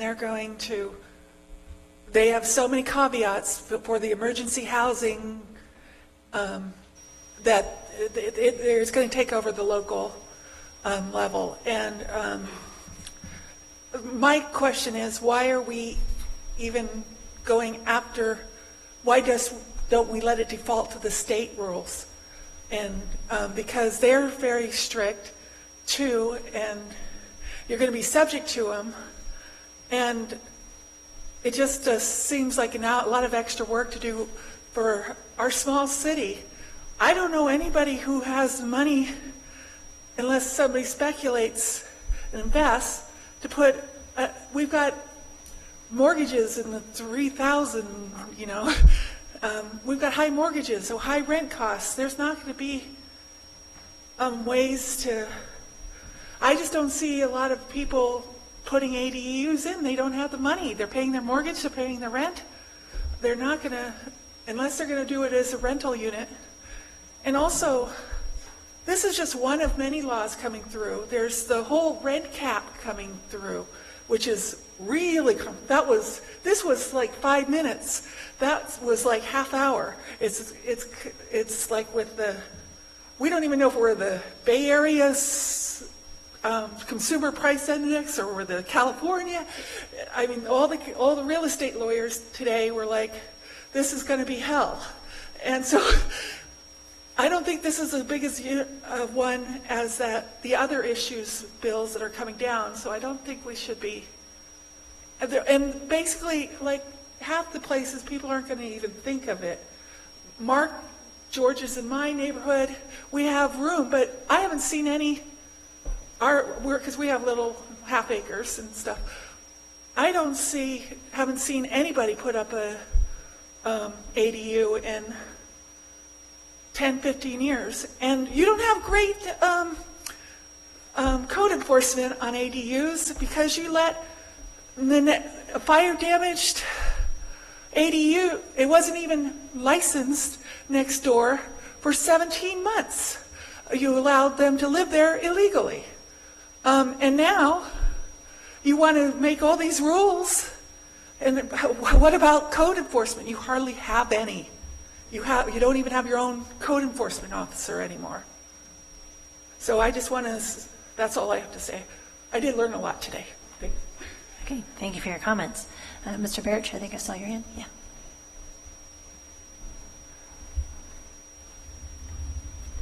I'd like to thank the staff. It's a very good report to a very complicated issue. I want to thank the City Council for asking some very important and interesting questions. There's a few issues here. The state of California has been suffering under a few million people who have exited this state. They're leaving. And, the state doesn't want these people to leave. These are taxpayers, these are producers, the intelligentsia, and so on and so forth. So there's that interesting angle, but I just want to leave you tonight with the thought that this is what happens when your affordable housing becomes unaffordable. This is what happens when we have decades of rent control, which is like dropping a bomb in Cotati when it comes to housing. This is what happens when you set up urban growth boundaries to try to stop growth and sprawl. This is what happens when you have open borders and sanctuary cities and millions of illegals from all over the world flooding into the state of California. California with open arms. So here we are. What a conundrum. A desperate and ugly housing shortage that Democrats have brought upon us and our Democrat leadership in Sacramento. You all need to do some real soul searching on your participation and what you've done to be a part of this mess that we're in right now. All right, thank you for your comments. Anybody else want to have a public comment on this issue? All right, seeing none, I'll close public comment and bring it back to the council. There more, which direction to go? Can we go through the elected things one by one? Sure. Sorry. Can we go through the elective items one by one when we get to that point? Sorry, George. Yeah, that sounds like a plan. So, did you? I was actually going to dive in on some of those that I think are important that I believe we should keep. As an example, I really think we need that discretionary design review process. I would not say if that's an option, I say that we should have that, because there's situations right now we haven't thought of, right? There's those unintended consequences that are out there, and I just think if the city has some kind of a review process, albeit we're under very tight restrictions with all of this, I really think that's an important. Based on, We got our video started. based on what you said, I want to offer something that maybe is clarifying. The discretionary design review option was only if that the applicant did not want to go with the standard that we had. So Right. So Right. it won't be, most cases, they're just going to be it's going to come over the counter as a building permit, and if it meets the standards, it's approved. And I don't disagree with what Ms. Alderman said. We may not, I think we go right to, at least I do, I go right to the worst case scenario. Tomorrow, there's going to be 30 applications coming in, right? I know that's not going to happen. I know, let's all relax. None of that's going to happen, but I think you need to have in place the policies should something go awry, in the sense, like I said, we don't know what's going to come at us. We don't know how many, we don't know when. I think there's a lot of small parcels, like the one I live on, that probably couldn't accommodate something like this in my backyard. And I hope my kids are listening, because it won't accommodate in my backyard. I just want to be clear. I think a couple of tiny houses back there. Forget the vegetable garden. So to me, I think wherever we can have the ability to take a look at these in depth, whether, and I get that it's in probably fewer of the situations than the norm. I get that, but I really think it's important to have that, because I think it's just one more level that we can say, hold on just a second, that's a little too big, it's a little too high, your window's not high, whatever the case is. Because that was under sort of as an elective, that was the first thing that kind of jumped out at me, is like, all of a sudden we've got all of our legs cut out from under us. We still need to have a say in some of this wherever we can, and that's one of them. Now, do we want, you really want to go through each elective? Either we sign it on or we say. Yeah. Madam Mayor, could we clarify something on here? I think it's important for getting into these. Sure. And let me turn this on. Sorry about that. I want to jump in and just clarify this too, to make sure I'm understanding it right. What I saw, and perhaps I misunderstood, the design review process in this case was for, in case there was a situation where somebody wanted to live with the older setbacks, but go higher than the 850 or 1,000-foot height, this would give them potentially the option if we chose that. So the point I guess I'm saying is that having design review in this case is only going to allow people to exceed that height and make something even bigger with potentially more room, more parking needs. Granted, the setback might be somewhat more valuable, but give me a sense of what this is really doing, because I'm not seeing it as anything that gives us an extra level of control, reducing the size of this. It's only an option in a specific case where we could let people have something higher than 16 feet as long as they're farther away. Well, we're talking about the unit size. this is the one elective based on lot size. So Yes. it doesn't really get into the height at this particular point.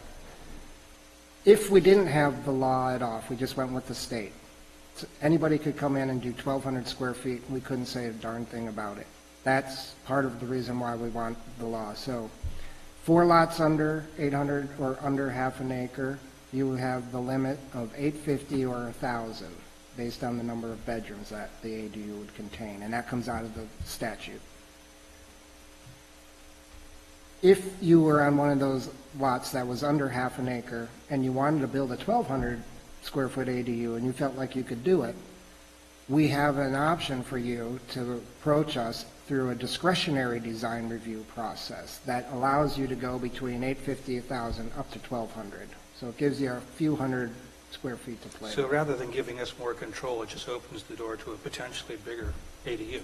That's what it does. Okay. It does, but it makes it a public process where we now will be notifying the neighbors of the ADU development, so, and we'd be having this debate about the potential impacts of a larger in a public setting.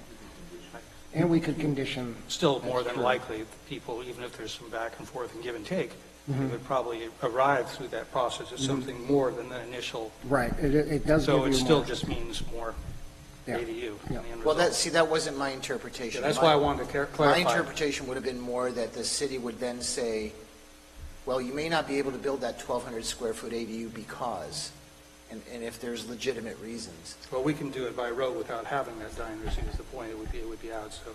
I just, in general, before we get into it, I put a note here rather than, because there were a lot of options there, and I guess the general sense I had from this is since we've been taking a really big move towards really increased density and much less local control, and not exactly a willing one, this is something we all are being forced to do, then in general, I'm kind of leaning towards not voluntarily giving any more than I have to at this point.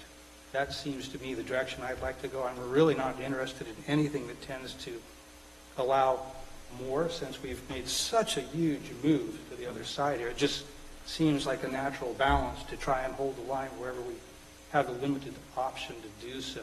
So that would be just my comment in general as we go through the options, whichever ones seem to give us the chance to hold this, unless there's some good logical reason that staff sees where it would be beneficial perhaps to allow that. That would be my direction, what I'd like to see. So there's, the most restrictive thing we could do is, one, eliminate the design review option, which is what I think I'm hearing you say. And then we also could apply the 851,000 to all properties, regardless of their size. Exactly. Even if they're 4 acres, you still have the 851,000 maximum to your ADU. This also gives us some room to move, because as you Yeah. suggested, in the next few years, there should be an iterative process. Yeah. We'll see what the back and forth is with the state. So I'd prefer not to, seeing that as would I've already be- had my 2 front pockets picked, I'd hate to empty my wallet too tonight. Just a thought. Thank you. That clarified that for me. I wanted to make sure I was understanding it. All right, so let me go back then. Then I will say I misunderstood, because I thought keeping a process available through staff would be more restrictive. It doesn't sound like that's the case. Okay, then everything I said, strike. Out the window. So stricken. It's only more restrictive as compared to as if we didn't adopt the ordinance. Correct. Okay. Got it. Yeah. Thank you. Well, and if I can just clarify too, Mike, I'm guessing that all of the proposals that you've made throughout have more to do with us keeping more control rather than less, because you were wanting to sort of design it specifically for Cotati, or is it just more of it made more sense for our town? It was to, yes, address, Cotatify it. Yes. As well as provide options for the residents where they could demonstrate that they could do more than the most restrictive thing, We wanted to keep the door open for folks. It's partially what we were trying to. Okay, understood. You want to? I would just add, we wanted to give the decision makers, the council and the planning commission, the option to allow a little bit larger units on the larger parcels, or potentially even on smaller parcels, if that was the direction that the council and the planning commission wanted to go. Okay, thank you. So did you a question as well, or did you want to go to the next one, or? Well, so I think we're on item number 1, which is the unit size based on lot size, right? Okay.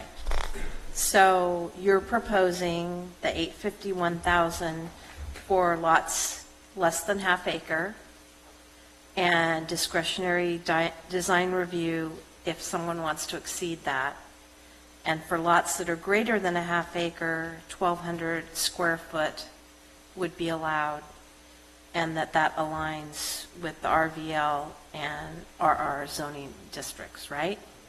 So are we, I mean, I think that is acceptable, and there is a very big distinction between individual, lots and lots that are greater than half acre. I mean, we don't have a whole lot of them, but we do have them, and I could see that they might want, because they have the room to do a bigger ADU.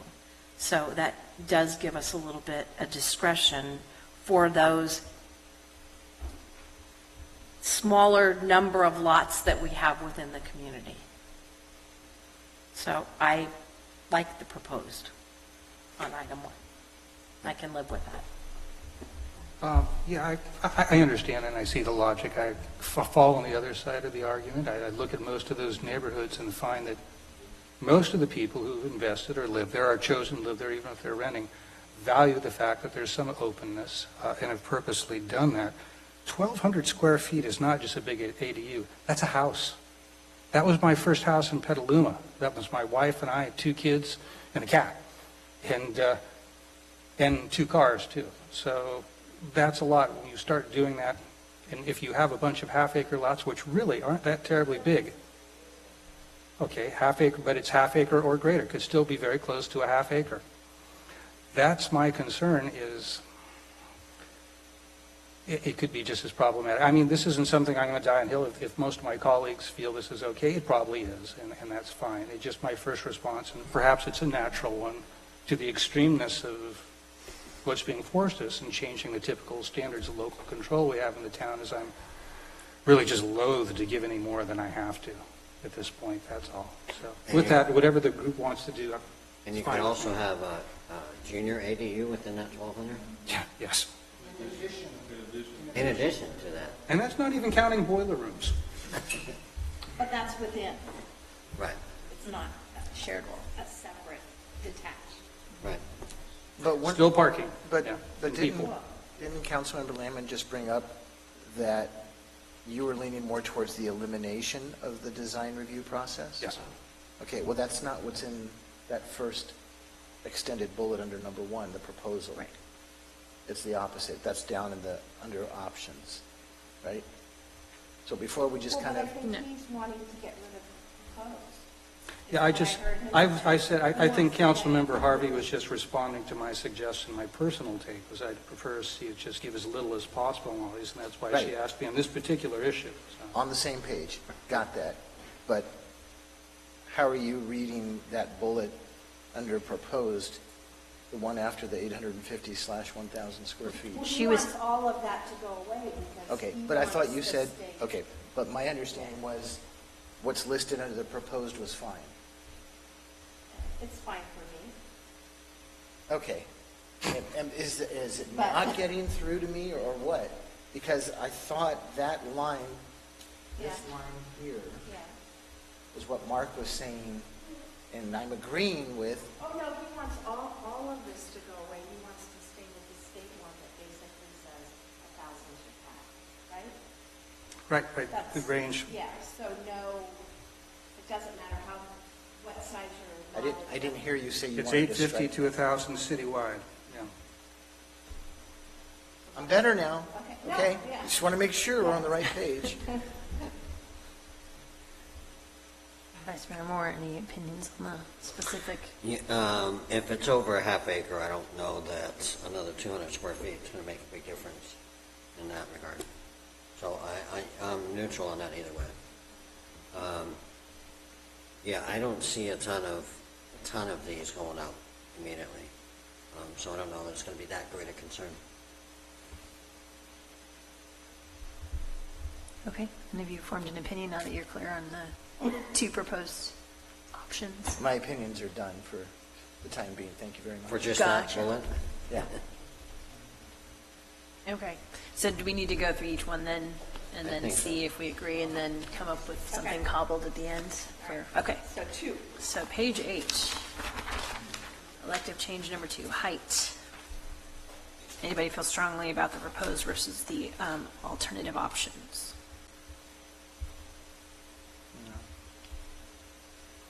Well, I do think that for units that are going to go over garages, that we're going to need that 28-foot. I think other than that, you're really you would be forcing the elimination of a garage to turn that garage into a unit rather than the possibility of putting an ADU above the garage. Just saying, if there's anything that we can do to keep that garage, that's, It better say that that's above the garage, because if you just say 28-foot garage ADU, you're going to get a lovely two-story ADU. Yeah. Written, sorry. You could get a two-story ADU the way it's written.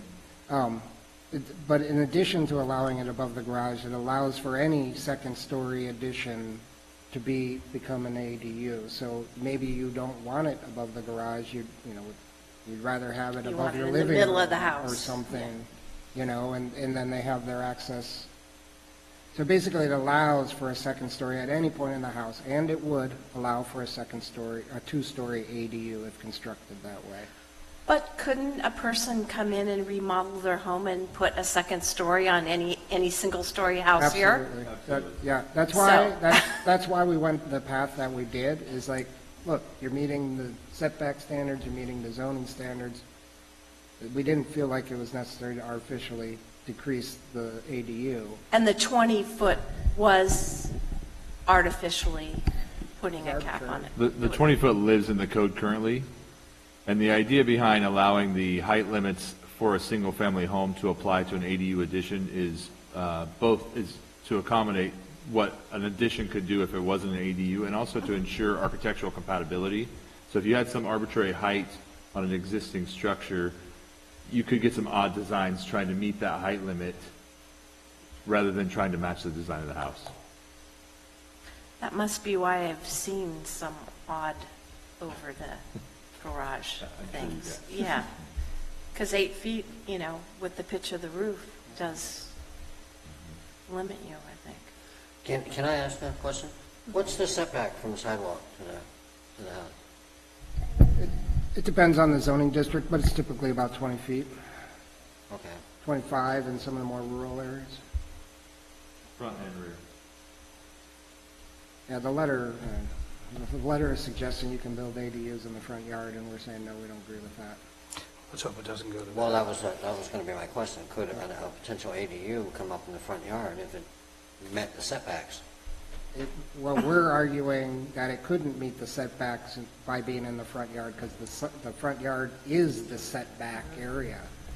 The letter that we received, this person is arguing that you could build an ADU in the front yard. As long as it was 4 feet away from No, you build it right up to the sidewalk. So we don't agree with the interpretation that's in Okay. the letter. And the city attorney's office has chimed in on it, and they feel that we're on secure ground with our ordinance. Obviously, it has to go to HCD for approval. If we're incorrect, we'll come back and let you know.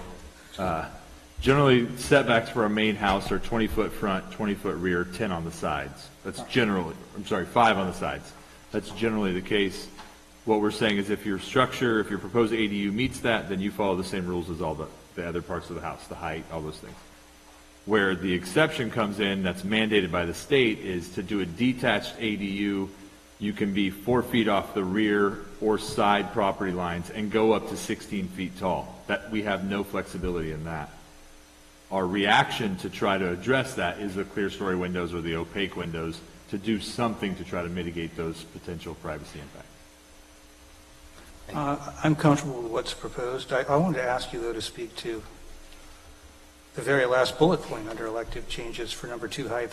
Consider bulk/massing and privacy of neighbors. What exactly are we talking about here, and what options do we have with that? Well, those are just some things I want to make sure you're thinking about as you debate what electives you want to consider here. Okay. The taller structure is going to present more privacy problems, even if you are within your setbacks. But, we all tolerate that when we live in a neighborhood. Also, many of our neighborhoods are single-story. And even though we do have 28 height limits, we aren't really seeing a lot of two-story development, second-story development. People that will be building ADUs on the second story is going to result in increased bulk and massing of the properties. So this is why we wound up with a proposal of 16 feet if within setbacks, and then zoning district rules if you're outside. That's right. Okay. Yeah. That makes sense to me. Thank you. Okay, I'm okay with it. Okay. Good with the proposed? Okay. And then number 3, windows. Anybody have an issue with the proposed versus options? Stop that. So long as there was no issues with, in case of a fire. I know that was brought up. That's been mitigated, regardless of whether they're 6.5 clear story, 6.5 feet clear story. No, 6.5 clear story would not be a proper egress window. And we actually saw that in some other jurisdictions' ordinances, which is why we went with the option to have an opaque window. Right. So you could still have an emergency egress that you can access, sufficiently during a fire. So yes, we've covered that. Okay. So the egress issue is a building code issue, so we cannot issue a building permit that doesn't provide that for a bedroom to have an egress window. If we didn't have the option for the opaque, then what it would do is it would direct designs to put the bedrooms of the ADUs towards the interior of the yards outside of those setbacks, so then they could have their lower windows that would provide egress. We don't want to handcuff the creative architects out there that are trying to do nice designs and fit within the context that they're designing for. So we're trying to provide options while still trying to protect. Because again, when you have these arbitrary, and I don't want to say arbitrary, when you have these relatively restrictive design criteria, you can get some relatively restricted designs. Because I don't think that they really thought, when they were thinking of privacy, but they weren't thinking of egress. I mean, that's probably what they were thinking. They didn't assume that these were going to be bedrooms. Yeah. They imagined that all the bathrooms would be the ones that were looking out into Exactly, the backyards. but that's not necessarily so. I suspect they'll be changing it. Well, yeah, it would force the design to put those windows in, right? Right. If they had to be clear story, they can't be egress. Right. So then you're basically putting all your bathrooms next to your neighbors. Yeah. And on these opaque windows, and come out with opaque versus the clear story, you could still open these windows? The idea is that if it has to be an egress window located in that, then it has to be opaque so you can't see through it, but you can still open it to get out Right. for safety. Yeah. Any more questions on the windows? We're good with the proposed? Yes. Okay. Yay. Hey, look at that. One more. Go team. Last elective changes, page 9, number 4, JADU owner occupancy. So we touched on this briefly, but do you want to discuss it further? Right now, it was the not required, and this is the one that you were saying was attached to the house, so it's only the junior It's ADU. internal to the house. Right. Yeah. Anybody want to what- chime in? if I may, what was the argument for supporting owner-occupied on this? What was So the that we- argument for supporting them? The owner-occupied? Well, the concern that I heard from the Speculation. Planning Commission is there is a concern, much like Susan raised, where there's speculative nature to it. Where someone, or corporate type builders comes in, converts a bunch of stuff and leaves without proper consideration to the neighborhood. And then there's that loss of owner oversight of the property. You lose that with a rental, but those were the primary concerns is, maybe that it would result in too much of a change to the neighborhood if we didn't have an owner occupancy. And we don't require that on rental properties. No. So, this is really Yeah, I guess the not question a whole is, lot different than that. well, it's just that this is one of the few places we have some discretionary control. So I guess my question would be, and I think you've kind of answered it, not having this might tend to allow the potential, we don't know really how strong it would or wouldn't be, of speculative ownership. People buying up as many houses as possible, splitting up into JADUs, ADUs as much as possible. Requiring owner occupancy will hopefully limit that a little, and also probably lead to better local control, oversight, those sorts of things. But the thing I heard from the staff presentation also was a concern about how difficult this would be, which almost had me saying, yeah, this sounds like a nightmare. We can't do it. But then you mentioned, well, we're likely going to deed restrictions and many other things, and that would essentially take care of this. Well, I don't think it's... Clarify that for me. Well, it's the only mechanism I can think of to effectively get at it, but I don't think it would be, it's going to sound contradictory, I don't think it's going to be an effective control method. I mean, I don't know, even if you have a deed restriction, so you sign, you're aware of that at the time you purchase, you turn around and you just move right out. And then we'd be dependent on someone complaining about the situation, and then having to go through, the code enforcement process to resolve that. I appreciate the patience from you, and certainly those in the audience, but, this is important. I mean, this is the extra work that might actually give some extra modicum of protection to people in Cotati, and I think it's worth taking the time to actually go through this and see what we can actually do. So I appreciate you doing that.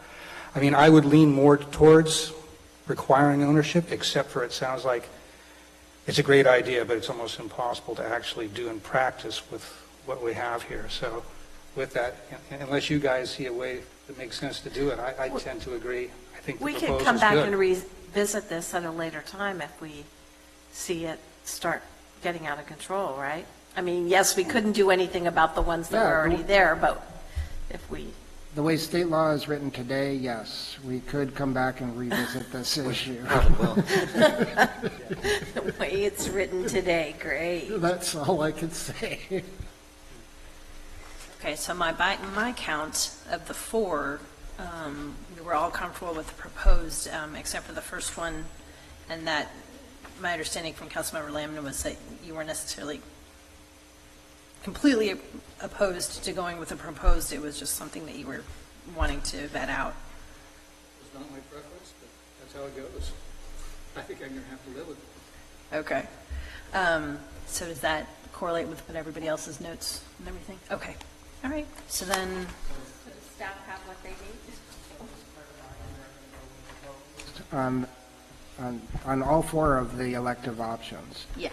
So then the only change different from the packet is that we eliminated the requirement that it not exceed 2 bedrooms, and that's in front of all of you, so make sure your motion reflects that. And, Yes. Yep.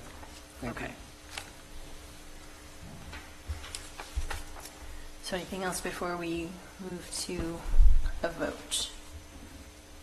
So if there's nothing, I'd, with great personal reluctance, move an ordinance amending the Cotati Municipal Code to provide for the development of accessory dwelling units and junior accessory dwelling units in conformance with state law, and I'll personally add state arm twisting. Second that. You can take that last part off. Okay, we have a motion and a second, although reluctant. All those in favor, please say aye. Aye. Aye. All right. That passes. What's that? Can we take 5? Yes. All right. And then I have a request to take a quick bio break since we're 2 hours into the meeting, so we'll adjourn in about 5 minutes. Thank you. Adjourn for 5 minutes, yes.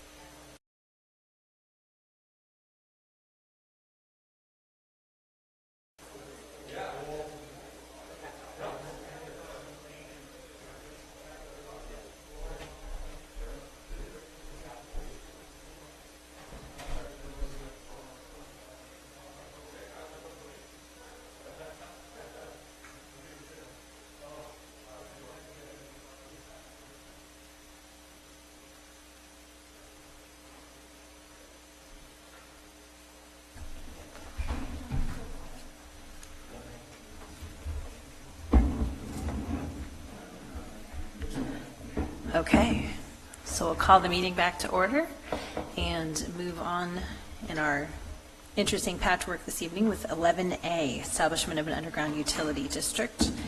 And for that, I believe, am I turning it to Mr. Scott? Mayor, members of the council, Craig Scott, Public Works Director, City Engineer. This item is the formation of an underground utility district, which the city does not do very often, but this is being prompted by, I'll get to that. Basically, an underground utility district uses a Rule 20A allocation to underground existing utilities. These are power lines and telecommunication lines to underground within the designated area. So before I get into the presentation, we have figures of the proposed underground utility area on the back table, and then Lizette Burtis is here with us from PG&E. She's their Rule 20A program liaison and has been a tremendous help leading staff through the process of forming a UUD. So what has prompted this is there is a rarely used provision of the undergrounding program that allows PG&E to reallocate the city's Rule 20A allocation. And I'll get to that, what that means later. If a city reallocates the cities or another agencies that does not have an active district, okay? And what that means, so I just had this explained to me. I always thought that the money was sitting there in a bank. It had been coming out of the rates over the 53 years since 1967 when the program was formed.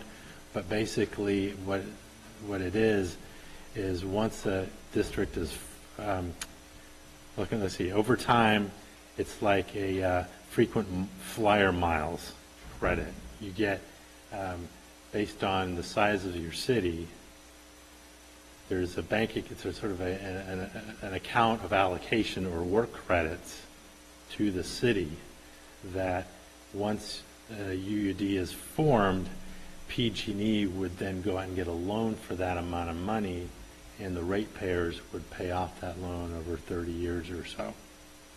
I know, complicated. But it's just like that's why it's called an allocation.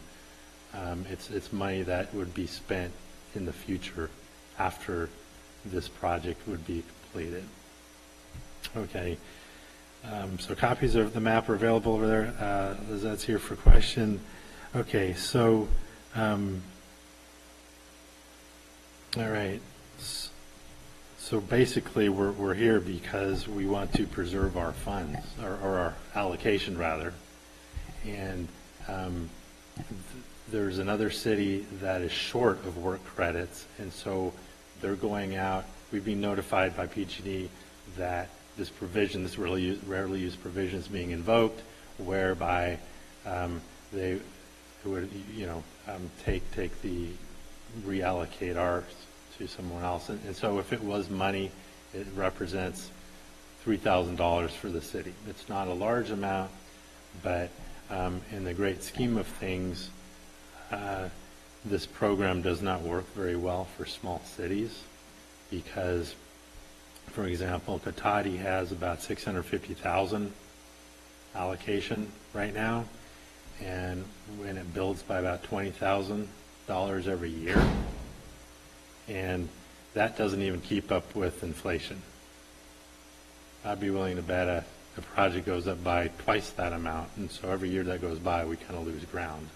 But it's insult to injury if we have $3,000 of that allocation then taken away. So we're forming this district, we're proposing to form this district tonight to preserve our allocation. So the staff received a letter, this notification just in mid-December, that we had until March 12th to form a district, and then by passing this resolution and then giving PG&E that resolution and saying, hey, we have an active district. Okay, so we have a very short time frame. And there are a number of criteria to meet in forming a UUD, underground utility district. And the unofficial one is, hey, we've got to make it match the limited funds we have, or the limited allocation credits. I have to catch myself on this because it's relatively new. But because if it's too large, then it's just not feasible. We're limited. We can't just infuse general fund money or other funding. It has to be the work credits to fund the program. And so it's a city block. Charles Street is what we're proposing. And the criteria that's in the Rule 20A language is that the undergrounding will avoid or eliminate an unusually heavy concentration of overhead electric facilities, which exists there on Charles Street, just behind Super Burger, that whole length of the street. Number two, that the street or road right-of-way is extensively used by the public and carries a heavy volume of pedestrian or vehicular, vehicles. And that is true of that section. It's within our downtown specific plan area, and it's very much in our downtown, core. So it is used by pedestrians and so forth. Three, that the street or road right-of-way adjoins or passes through a civic area or public recreation area or area of unusual scenic interest. And so again, a lot of people that come visit Cotati, as well as the residents here, frequent the downtown area and that Charles Street. The fourth one, it does not meet Charles Street. By our own definition, is a local road, not an arterial, and however, we only need to meet one of these four criteria, so we're good by meeting the three. So it's a strong candidate, what we've defined. Okay, so some of the implications of forming a district. Typically, it takes 5 years. Once you form a district, you kind of get in line, so to speak, and it is a PG&E project, so they're the ones that design it and go ahead and acquire right-of-way. That's not anticipated in this case. They're the ones that go out and contact the residents, the business owners. It's their project. Now, the city can certainly help in that effort, but we're meeting with them just on coordination meetings, and they're actually proceeding with it. Okay, so what happens, because these power lines and the telecommunication lines have service connections to the residents and businesses, well, the work credits can be used to underground those service lines up to 100 feet. So anything beyond that would be on the property owners. And then $1,500 for service panel conversion, because you have a service panel with wires coming from the top, and it has to be converted to receiving the wires from below. All of the, as per the Rule 20A rules by the California Public Utility Commission, the city has notified all of the property owners within the proposed district, and then used our proper noticing requirements in the newspaper and a certain number of days ahead of the public hearing, which we're to hold tonight. Okay, now an additional factor are the street lights. So there's PG&E street lights and there's City of Cotati owned street lights. The work credits can be used for converting the PG&E street lights, which are the Cobra headlights that are attached to the existing power poles. So they would take care of that with the work credits. The city lights are already undergrounded. We have those decorative street lights on the south side of Charles Street, and so they're already taken care of. And there'd be no costs for those.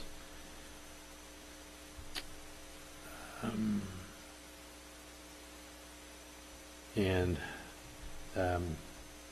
the funds or the work credits cannot be used for funding undergrounding for a private development project. So it's intended for existing areas that have this blight, if you will, these pretty unsightly above ground wires and so forth. So for example, if a development came in and they looked at our municipal code, which requires undergrounding of utilities along the frontage, these work credits could not be used for that project. Additionally, like along Old Redwood Highway, there's high voltage transmission lines. This program is not intended for those. In fact, they're not eligible. It's for distribution lines, the smaller lines that go into the neighborhoods. And then, of course, it also covers the telecommunication lines. So when you look at the power poles, you see the high lines are the electrical lines, and the lower lines are the telecommunication lines. It would underground both and get rid of the power poles. That about sums it up. So the next step is to hold the public hearing and then consider adopting the resolution, and then staff would take that resolution and shoot it off to PG&E so that we preserve our work credits. At this time, I'd be happy to respond to any questions you may have, as well as Lizette. Thank you. Okay, thank you. So I'll bring it back to council. Are there any questions for staff? Thank you, Madam Mayor. So right now, as we're looking at the current percentage calculation, it's only $3,000 of our potential allocation. But as I understand it, the total Live Oak request goes up to $554,000, and we have $614,000 and some change in our allocation. So if enough other cities respond prudently, as we seem to be, then this puts us in a position where that could actually increase alarmingly. As a matter of fact, in worst case scenario, could it not take most of our allocation if we were unwilling, didn't act on this for some reason? That's a really good point. This is the second time we've been notified. The first time, Live Oak did not adequately notify everybody, so they had to hit the restart button. So we got a second chance. And just in that process, the percentage went up quite a bit because of the factor you're just talking about, and so it's the fixed number is 554 that Live Oak, 1,000 that Live Oak's looking for. Of course, if it goes to has to be shared by fewer cities or agencies, then their proportional share goes up. Yeah, I think that pretty much tells the tale. I'd certainly like to thank the city of Live Oak for creating a huge mess and a Christmas present for all the cities, as well as I'm sure PG&E. Last thing anybody want dropped on them. But I appreciate the notification and the help for staff with this too very much. Thank you for laying that out for us. Any comments or questions, Ms. Mayor? I did have some questions. You said that if we do create this underground utility district, anything in line that we might want to do would probably be after so many people in front of us, or so many cities in front of us, in a 5-year, window, so to speak. What happens if PG&E fails to exist like it does currently? Do we know? Well, I would think, this is just The whole pie in program. the sky, but I would think the responsibilities would have to be assumed or taken over by some other agency, but that's very speculative. What that question is, that if PG&E failed to exist, I don't know what would happen to that program. I'll just add, I think the Rule 28 program is a CPUC required program. So if it was PG&E or whatever successor entity. If it's CPUC regulated, I would assume that the program will continue. If it's some non-regulated, non-CPUC regulated entity, then maybe it would just go away. But it's, like Craig said, it's hard to speculate at this point. Thank you. That was it. Okay. Any questions on this side of the dais? Hmm? Okay. All right. So with that, I'll open up to public comment. Is there anybody who wish to comment on the underground store? Okay. Very good. Well, we'll close public comment and bring it back to council. Well, if there's no further discussion, and it doesn't look like there is, I move to adopt a resolution establishing underground utility district number 2020-01. Second. Okay, we have a motion and a second. All those in favor, please say aye. Aye. All right. Anybody nay, abstention? All right, we'll show that's a 5-0 vote for the motion. Thank you very much for your time tonight. Now we'll move to regular agenda item 12B, mid-year budget review and adjustment, fiscal year 2019-2020. Hello, Ms. Corder. Good evening, Mayor, council members. I'm proud to present our mid-year budget and actual review. So I want to emphasize this is a review. It's a part of our budget process that we go through before we go into strategic planning to really analyze where we started, how far we've come, and what we're looking for in the future. And it's an opportunity to reflect as well as look forward. So with that, we're going to go over the budget process overview, some citywide overview of our financials, our budget to actual, the general fund specifics for revenues and expenditures, the enterprise funds, and then in addition this year is our cash and investments portfolio. So the fiscal year highlights for fiscal year 1920 were really a five-pronged approach. We have a strategic focus on economic development to ensure the long-term vitality of the city. We also wanted to focus on maintenance of core services while continuing to aggressively pursue the opportunities to increase efficiencies and service improvements. We wanted to continue in meeting and exceeding our general fund reserve policy, which is at a target of 25%. That's a minimum target. Meeting or exceeding the enterprise fund reserve policy at 33%. And having a strategic funding for our significant capital improvements that are going on throughout the city. So a brief summary of all of the capital projects that we have going on.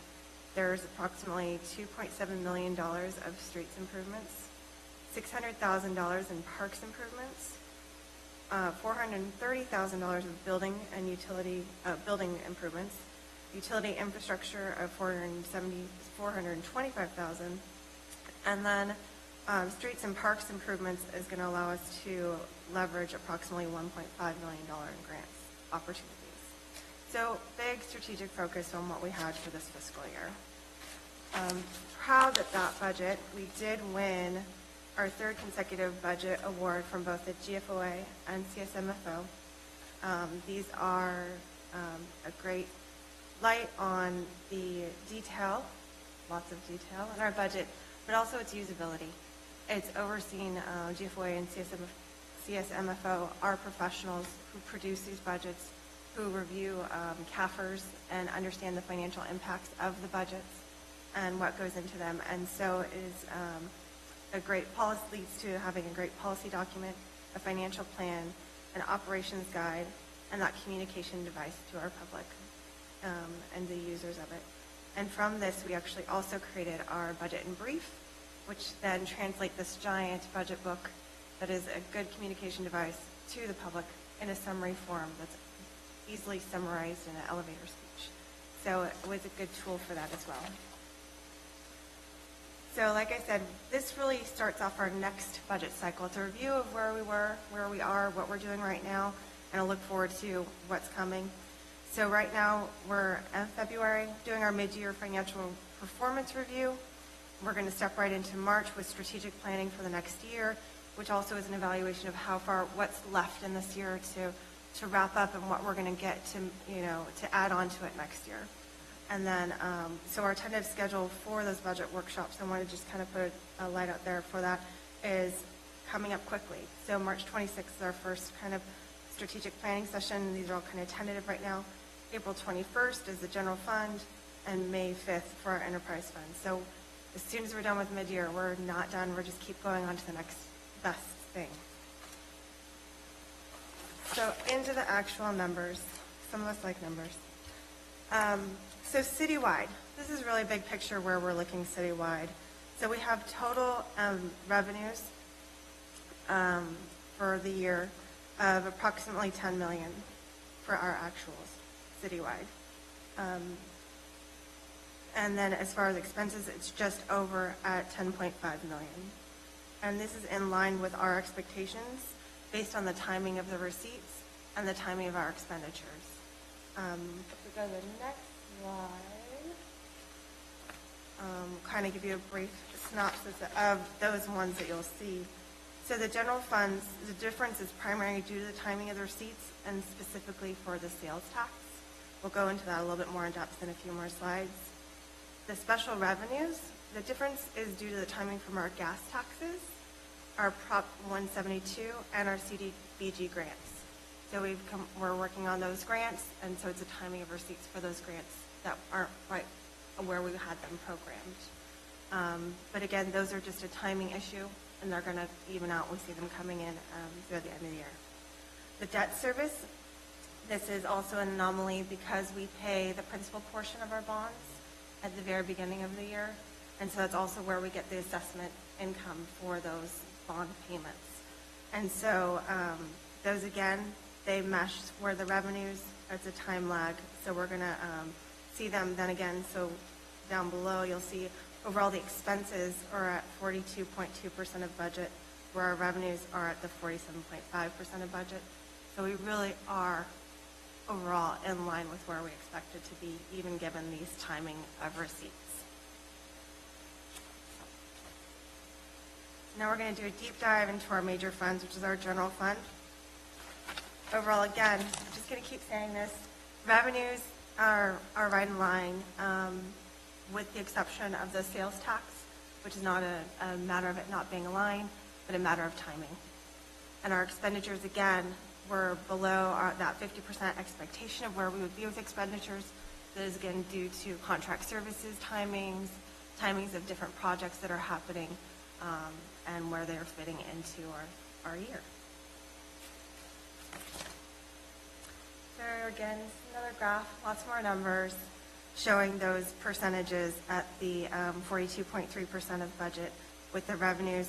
And I did want to make sure I broke out the transfers in because I don't want to manipulate those numbers for anything.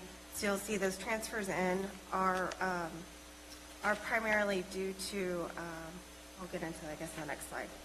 So it's just really showing overall revenues, transfers in, expenditures, transfers out are primarily for our capital projects. So that's due to the timing of our capital projects and when the fundings go out for that. So our general fund revenues. So here's all of our general fund revenues by grouping of type. So even though we list property taxes on the very top, it's our secondary revenue source compared to our sales tax. Then we also have then contributing from other taxes, permits, rents, other agencies, community development charges, and other departmental charges. We have investment earnings, which are doing fairly well, as well as contributions, which again are also doing really well compared to last year. So I wanted to provide just a quick picture. We do a lot of pie charts, and I thought this one was really kind of interesting, where it shows our whole revenue streams. This is what we received in actuals, but more in a box chart, so you can see how it all kind of fits together. Over half of our revenues are really from sales tax. So that is a big chunk of where we are and what's important, and it's kind of good to know that half of that is pretty much Measure G. So it's about equal from what we get from Bradley Burns and Measure G. And then the rest of our revenue streams. So the categories in the bottom right-hand corner, you can't even see them. So $20,000 are both from community development and public works. charges. Again, that's due to development fees and project fees, and so that is based on timing of those. So sometimes those do make a big chunk of money coming in to supplant the additional services and costs that they do for all their hard work, but it's just the timing of those projects. And then the $16,000, which is still, small in the corner, but it is $2,000 more than we were last year. So we are doing a lot of getting out there and getting contributions and stuff to go towards special events and special projects. The transfers are all derived from the Public Safety Special Revenue Fund, which receives special revenues primarily from the PSAF Prop 172 and the Supplemental Law Enforcement Services account, which is the SLESA. And these are transferred in directly to support the frontline law enforcement services. So those transferred in from revenues are from the special revenue sources. And so again, those are a little bit less because they're derived based on those special revenues, which have timing differences from where we are. Here's a different perspective on the sales tax. So even though a big chunk of our revenue is derived from sales tax, our sales tax rate is 9.25% here in Cotati, and 6% automatically goes to the state. So of that penny, we get 1% for Bradley Burns, 1% for Measure G, 6% goes to the state, and 1.25% goes to other county special taxes and whatever. So it is really, for every penny you pay in sales tax, little tiny slivers come to us, but that really is what helps us continue to run the city.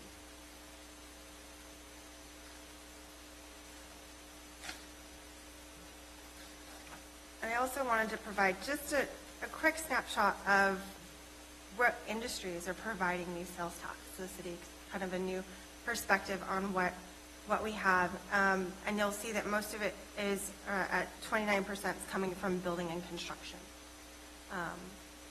Davey and I, we both kind of analyze sales tax on a quarterly basis. We have a sitting meeting where we go through different sales tax and where it's coming from and what industries are going, what's coming, and kind of taking a strategic look at it so we understand this, because it is such a vital asset to our city.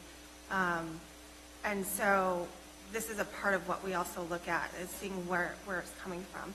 And so understanding that is a big piece of our review as well.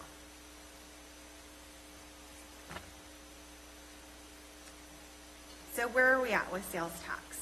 So sales tax is 40.2% year-to-date of the general fund revenues. We have receipts monthly from the state, but we do have a 2-month lag. So we've received, as of December for the mid-year report, we had received 4 months for this calendar year. So when you adjust for it, we're actually above where we would be budgeted. So that's why we're proposing an adjustment to bring us more in line with where we really should be for our revenues.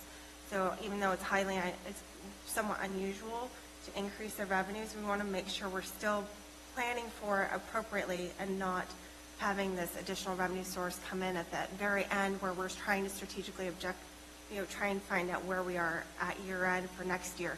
We want to have that adjustment expected and then understand when it comes in, and if it comes in even higher, be in a better place there. So we still are keeping it conservative while making sure we're accounting for it properly.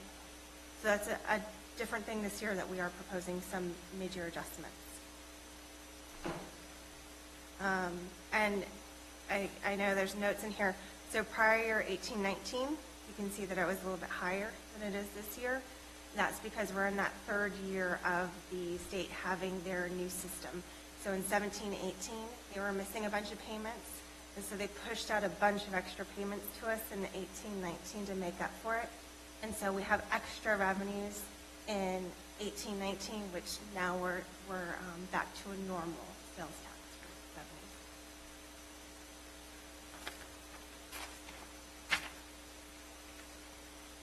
So property taxes. So property taxes year to date are 29.2% of the general fund revenues. These receipts are twice a year, so they're right at what we expected for the budget, which is at 57% of the budget We do get some true-ups, but we were excited about this being more in line with where we are and not proposing any adjustment for that revenue source.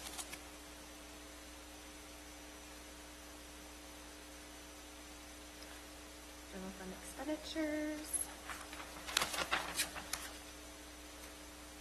So general fund expenditures exceeded the previous year by approximately 18%, or $663,000. Most of this increase is due to the volume of transfers out of funding for major streets improvement projects, which you can see around the city, including those that are getting significant grant matching requirements, which are met by Measure G, including, which is primarily the East Cotati Avenue Streets Improvement Project. Spending in all the remaining general fund departments was really consistent with the prior year, with changes due to adjustments in staffing and classifications of contract services, so classification of contract services, as well as the increased insurance costs. During the mid-year evaluation process, we did, however, identify, so again, this is a review process, so we go through and we try and understand what's going on, where everything's moving. We did identify that we had missed the overtime cost component when we were building out the budget. And so we have a large Excel spreadsheet, as well as now we have another system that we're utilizing to estimate and build out templates for projections for salaries and bends and all the costing that go into it. And so that is something we're making sure is not going to ever happen again, but it is something that we identified this time as something that was just, we had all the other costs within the budget was in there, and but this one was overlooked, so we did not have the budget numbers in there for the overtime. It's typically not a problem for any other departments because we have enough budget or time off or other things that help mesh for the overtime because it's not significant. But due to the PSPS and other unplanned situations which cause more overtime, we are going to propose a budget adjustment for mid-year of $162,000 in additional appropriations for this year in order to meet that overtime expectation.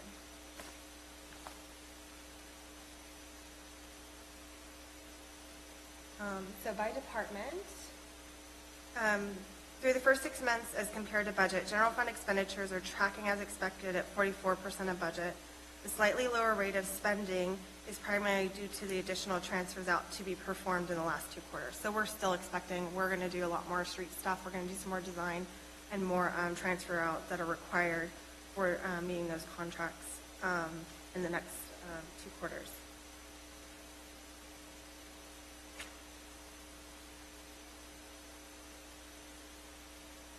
So our enterprise funds, which are our water, wastewater, or sewer. There's a lot of information here, but really it just comes down to everything's in line with our expectations. There was nothing super surprising. Revenues are greater than budget, but we're finding that it's really a combination of extra usage. So it's going to go out in expenses once we get the bills. So there's a time lag in the billing.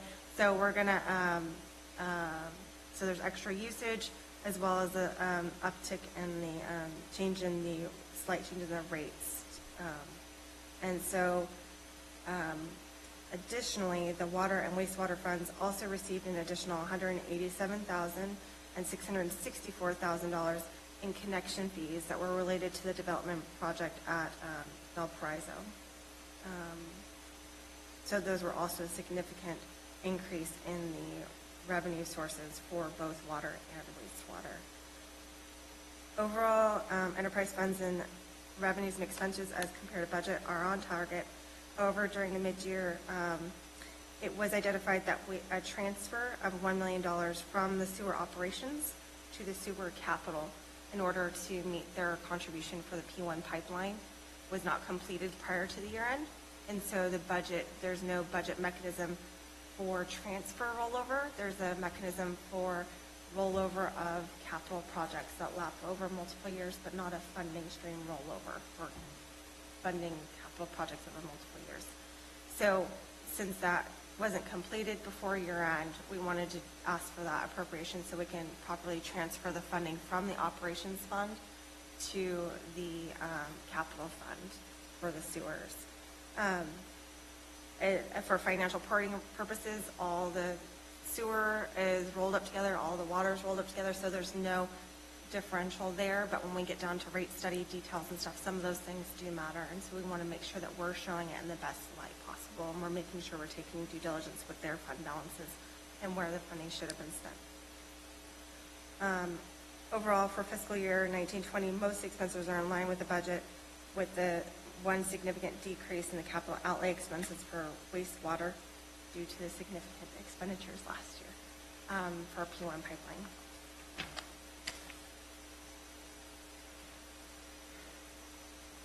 So last but not least, we wanted to really shine a light on our cash investments and give you a snapshot of where our cash investments portfolio was as of December 31st. And it really is also an investment in our local businesses, our heritage, our infrastructure, and our youth, because those are also our investments for the city. So a summary of our cash and investments. So our cash and investments had an excess of $16 million as of December 31st, continues today. All of our investments are in line with our city-adopted investment policy. We do consider this well within our needs for the next 6 months.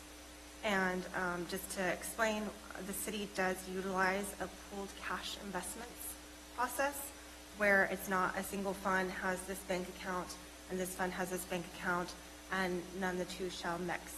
We have a pooled fund so that we can group the funds together in order to make better investments and strategically use them where they're needed, but they also have the access to them as needed to pay the expenditures for them. So here's really a graphic on what the investments portfolio is by our investment. So we have a total amount in LAIF of approximately $12 million. We have an amount in SCIP of around $500,000, RBC about $1 million, and then we do hold some amounts in operating cash. So that's the total of the 16.3 by our portfolio. So that's where it's all sitting in the different investments. But then because we do have a pooled cash, we also like to see it as of what fund is holding these cash, which one is having the excess fund balance, where is it all sitting. So you can see that we have a significant portion of the cash and investments for our general fund operations. So it is solvent, it is meeting its operation needs, as well as the water and wastewater continue to have a significant balance in order to meet the needs of those funds.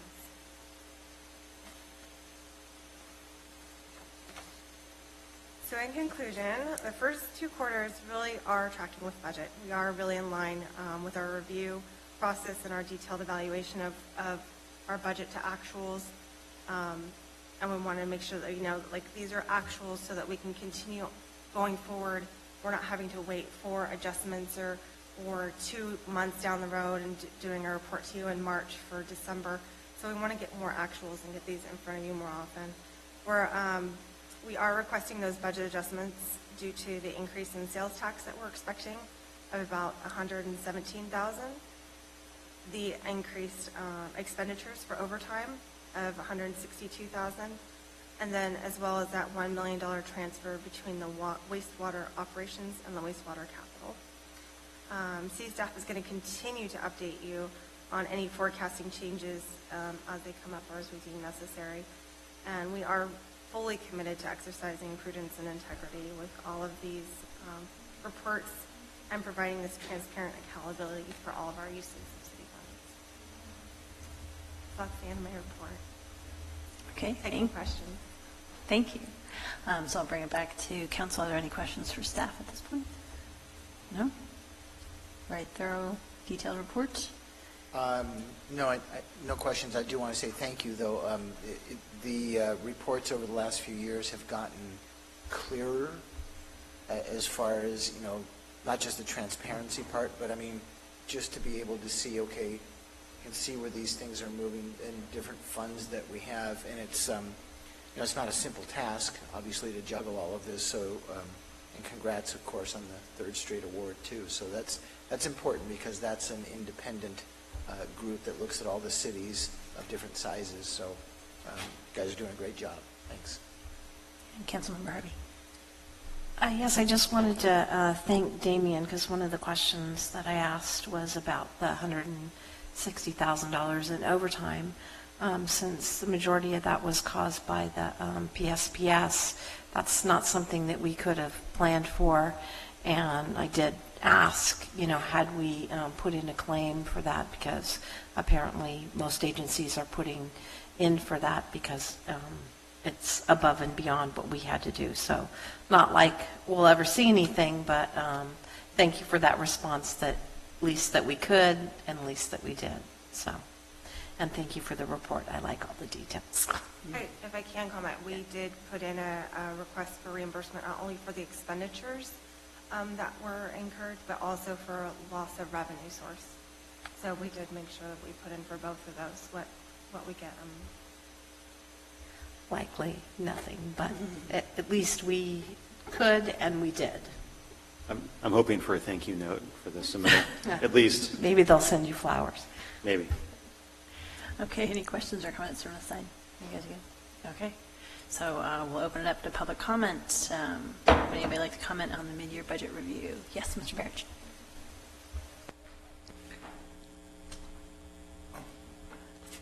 Every time we get a new financial director, it seems like the reports are clearer than the director before. The report says the revenues and expenses are on target. City Hall here, the City Hall building here has been in dire need of earthquake retrofit for over 20 years. Never in the report. It's shameful. And if there's ever a moderate earthquake in this building and this building comes down on our heads, it would be very interesting justice. Our poor staff in these buildings have to work in this building every day while this situation exists. It's shameful. There's no mention in the report tonight about the city's unfunded liabilities, which are predicted and estimated to be in the millions.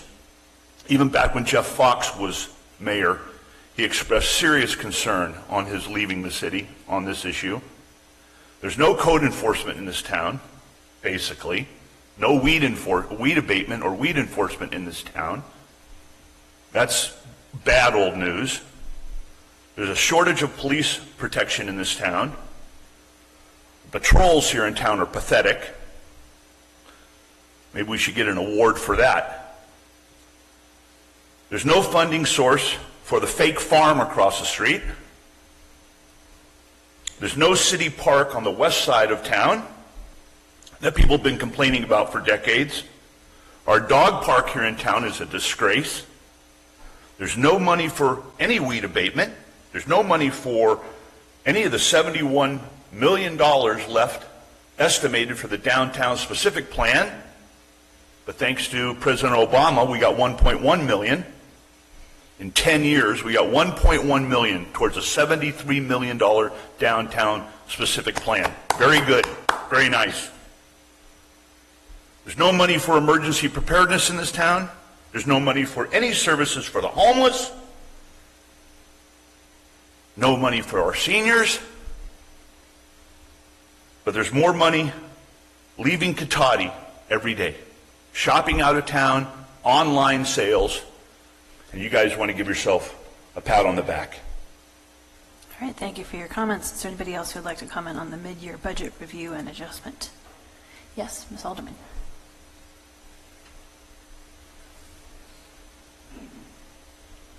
This is more of a question. There was a $1 million transfer, and it looked like it came from one fund balance. There was a difference between, was it like an accounting error and got into one account and then the other? That's basically I didn't really understand where it's the water fund, the water capital, but it seemed like there wasn't a straight line of how it came to be transferred. Anyway. Okay, thank you for your comments. Anybody else wishing to speak? Okay, I will close public comment and bring it back to council and staff. Are there any further comments or Could we get staff to answer? Sure. So Clarify it again. The $1 million transfer.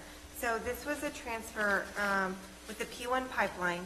There's a portion of the pipeline that serves existing customers, and there's another portion that serves new customers potentially.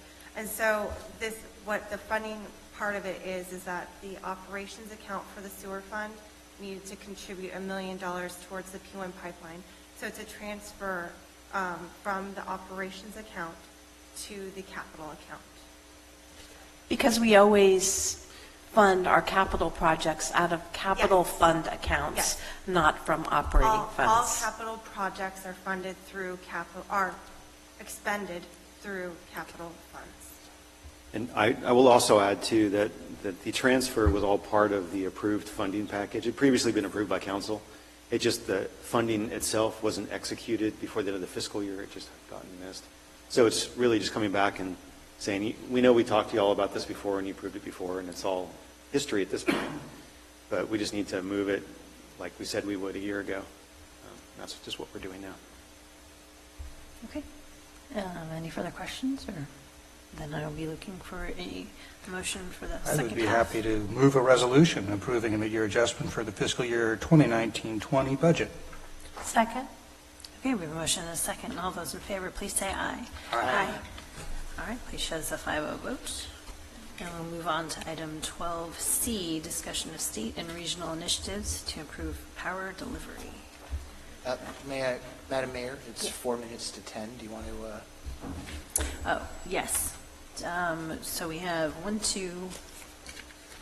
few more items on the, 2 more items on the regular agenda, and then we have the remainder of the reporting out. So I would ask for a motion to go beyond 10 o'clock. So moved. Seconded. Okay, we have a motion and a second. All those in favor, please say aye. Aye. Aye. Okay. Any nays? Nay? Okay. All right. All right, so we have 4 ayes and 1 nay. Okay. Okay, so, sure, I guess it's not, okay. It's not, yeah. Well, we did take action. Yeah. I said this was 497 pages, and you all know I have disabilities, a spinal cord thing, and I'm going to have to leave at 10, which happens it wasn't unanimous tonight, but you usually do unanimously go past 10. You don't have any respect for people like me that have disabilities and cannot go more than 3 hours. Okay, thank you for your comments. Yes, Mr. Barrich. Yeah, I have to agree with Lori Alderman. I'm working for a living. 3 hours tonight is plenty. Trying to get through that report today was enough. I would ask the city council if they would please reschedule and adjourn this meeting to next Tuesday night, pick up where you've left off tonight, and conduct these meetings reasonably, in a reasonable amount of time. You're wearing out staff, you're wearing out the public on these long meetings, and I think it would be very easy to just adjourn and pick up the meeting again next Tuesday night and finish up where you left off tonight. Okay, thank you for your comments. So, anybody else on public comment? Yes. Yes, good evening, Council. I'd appreciate it if you'd continue. I've actually been, I guess, 2 hours here waiting for the next item on the agenda. So thank you very much. Okay, thank you. All right, with no other public comment, I'll close public comment and bring it back to council. And this is one of the benefits of having it being videotaped and broadcast so that people can catch up later on. And also, I would like to comment that 2 out of the 5 of us also work full-time. So. And I would also like to comment, Madam Mayor, that the public may not know of any disabilities that the current council may have. So for all they know, we could all have disabilities. Okay, with that, we will move on to item 12C, pushing through. And with that, I believe I'm turning to City Manager. Yes. All right, thank you, Mayor, members of the council. So a quick walk down memory lane. In 2010, there was a gas explosion in San Bruno, which I think everybody knows about. It leveled a city neighborhood and caused a lot of, besides the obvious property damage and injuries and fatalities, it also caused a lot of claims and liability for PG&E. And then that was sort of the first time that the public had visibly seen the consequences of what has now turned out to be a lack of infrastructure maintenance on PG&E's part. In 2017, up here in Sonoma County, the Tubbs Fire, as you know, swept through a lot of the county and destroyed a lot of Larkfield as well as the Coffee Park area of Santa Rosa. And then that fire was followed the next year by the Camp Fire, which completely destroyed the town of Paradise. And then last year we had the Kincaid Fire in Sonoma County, which fortunately didn't destroy any urban areas, but caused a lot of damage in the unincorporated areas. And each of these events has been attributed to sparking and arcing from PG&E facilities, which again was attributed to poor maintenance practices in the past. So facing all of these claims and liability from this series of catastrophic events, PG&E filed for court protection from its creditors under Chapter 11 bankruptcy. Chapter 11 bankruptcy filing. This is the second time in the last 20 years that PG&E has filed for Chapter 11 bankruptcy. The previous time was in the early 2000s.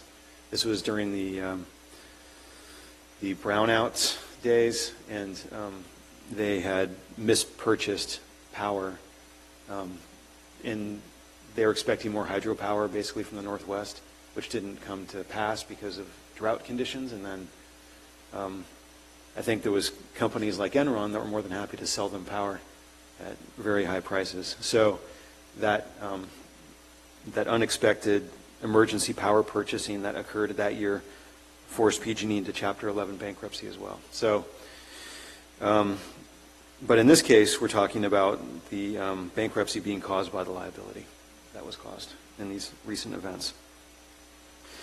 So following the bankruptcy proceedings, and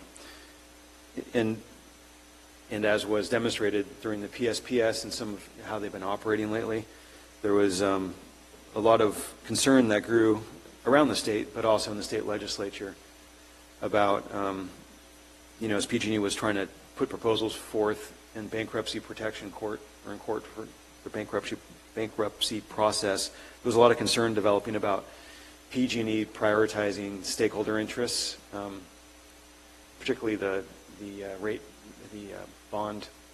bondholders, the investors, as well as the investors in PG&E getting higher priority than maybe the other stakeholders, such as the customers.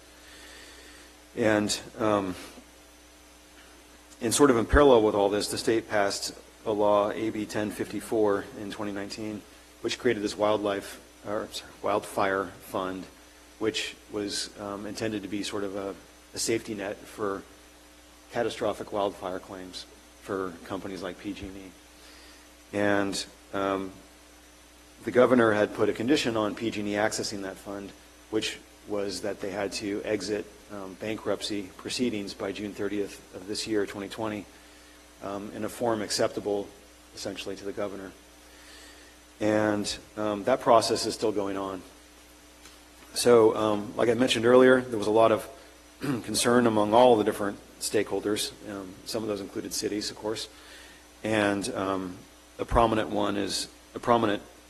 voice in this discussion is Mayor Sam Liccardo. He's the mayor of San Jose.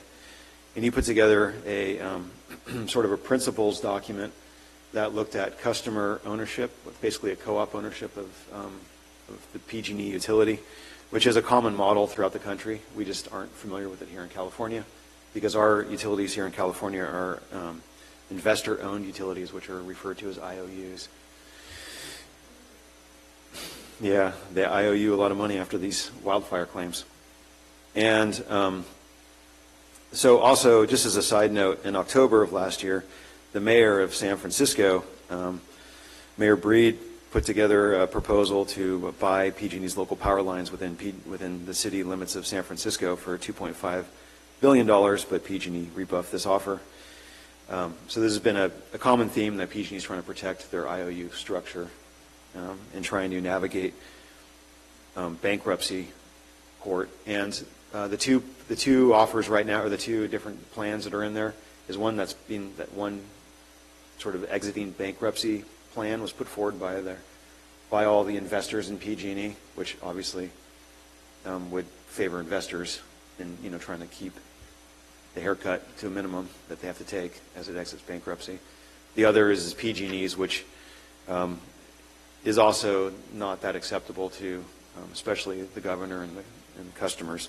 And the concern is the sort of the trend in the long-term history of not prioritizing customer interests, customer safety primarily, and instead prioritizing sort of the short-term investor type interests, such as stock price, and then the people that have issued loans to PG&E for various things. And then, so finally, in February, actually this month, Senator Wiener introduced SB 917, which would create yet a third option. So we have the IOU model, which is the current model of PG&E. Mayor Sam Liccardo put together sort of a principles structure for a customer-owned sort of co-op future for PG&E. And then Wiener introduced the third option, which is a public ownership option. And so just to run through those, the investor-owned utility, if PG&E emerges from bankruptcy in this model, it would continue as an investor-owned utility. So that means it's privately held. It's regulated by the CPUC and has a monopoly over Northern California, and has a continuing need to be a publicly traded company to produce dividends for investors. So PG&E is a privately held company, but unlike most private companies, normally the theory is, right, with private companies, that they have competition in the marketplace, so therefore they find the most efficient way to do things. It's a little different in this case because even though PG&E is privately owned, they also have a monopoly on their service territory, so they have no competition. Publicly owned utility, this is the sort of Wiener model, the SB 917. Under this model, PG&E, or at least under Wiener's bill, PG&E would be transformed into a publicly owned utility. And interestingly enough, it doesn't name PG&E in that bill, but there's a trigger in the bill that basically says if you all are convicted of felonies, right, which PG&E has felony convictions, they would fall into this public ownership arena as a possibility. And the Wiener bill envisions the new public entity being called the Northern California Energy Utility Services. It's a district-based governance board, so so PG&E's service territory would be broken up into districts. They would be elected and they'd be elected and sit on the PG&E, or this new entity's board, governance board, similar to a municipal electric utility. So like in Sonoma County, for example, we have Healdsburg, which is a publicly owned electric utility.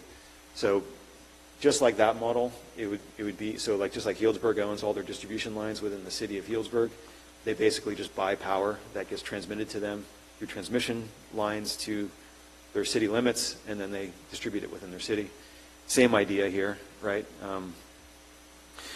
It would be basically that model of public utility, and PG&E employees would basically become, I guess they'd largely be transitioned into this new utility, and the PG&E's assets under this model would be acquired through eminent domain. And one of the clauses in there is that other entities, I guess other cities, if they wanted to, so think San Francisco or whoever wanted to get involved in this, could participate in this eminent domain action and acquire utilities for their service territories. So I'm talking distribution utilities within their territories. Other models in the city, other prominent public models in the state of California, are, I mentioned Healdsburg because they're in our county, but big models within the state of California are the city of Sacramento and the city of Los Angeles. They've been publicly owned utilities for a long time. And then finally, customer-owned utilities. This is the Mayor Liccardo proposal. which is similar, like I mentioned, to other co-ops that are common in other parts of the country, just not really known to us here in California. And in a customer-owned utility, so part of, even though that would be a private entity, the way that at least Licardo's principles have been laid out is it would be structured like, essentially like, it would operate like a public utility. So they would subject themselves, as I understand it, voluntarily to things like Public Records Requests Act law, Brown Act meeting laws, to ensure it addresses one of the biggest complaints about PG&E, one of the biggest complaints about the way PG&E operates in terms of administrative operations is that they're, because they're a private entity, they don't have to disclose a lot of the stuff, so there's a lot of things that are not released publicly. So that's part of the Licardo proposal. And then one last thing before I get into some pros and cons of these different things, these different structures, is that in the governor's budget summary, I put a quote in there just from the budget summary document, and it basically just reiterates what I think I mentioned earlier, is that if the governor is not satisfied with how PG&E tries to emerge from bankruptcy, he could trigger kind of the restructuring option, which is potentially a public option or maybe a customer-owned utility option like the Licardo option if legislation is introduced to allow that model to exist. So just some pros and cons. I'll just touch on some high points and then I'll turn it all over back to you. So the investor-owned utility, which is the current model of PG&E, it is a private ownership model, but PG&E is a monopoly within its service territory, so it has no competition, as we all know. In this model, investor ownership creates a need to produce financial benefit for shareholders who typically demand short-term quarterly returns. And why this is relevant here is that it creates an inherent tension between the long-term infrastructure safety needs from a public policy perspective that has been loudly conveyed since these fires versus the short-term dividend demands of investors. And the investor-owned utility model, there's some uncertainties around the rate-setting process and cost recovery through the current CPUC process, which, if you take at face value some of the things that are presented in the Licardo proposal, that limits the pools of money that PG&E can access for borrowing. So the private markets apparently don't like that model as much, so they don't have access to capital at the lowest rates because there's rate uncertainty every time they go before the CPUC for a rate change. And then, of course, there's always just the profit motive of investor-owned utilities, so you have to pay dividends to investors and so forth. So that creates another sort of cost burden in that model that needs to be satisfied. And in a public-owned utility, so this model has been used in Sonoma County, in Healdsburg. It's also used in Sacramento and Los Angeles. To my knowledge, all of those models have operated successfully. I don't think there's any issues with them that I'm aware of. It would allow local utilities to participate in the formation and purchase of assets from PG&E under the Wiener Bill to create new municipal or regional utilities.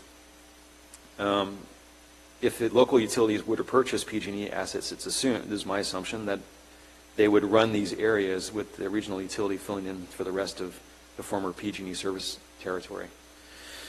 So basically, if people decide to step up and buy parts of PG&E system, then they can, and then they would be the operator, kind of like Healdsburg is, of that area.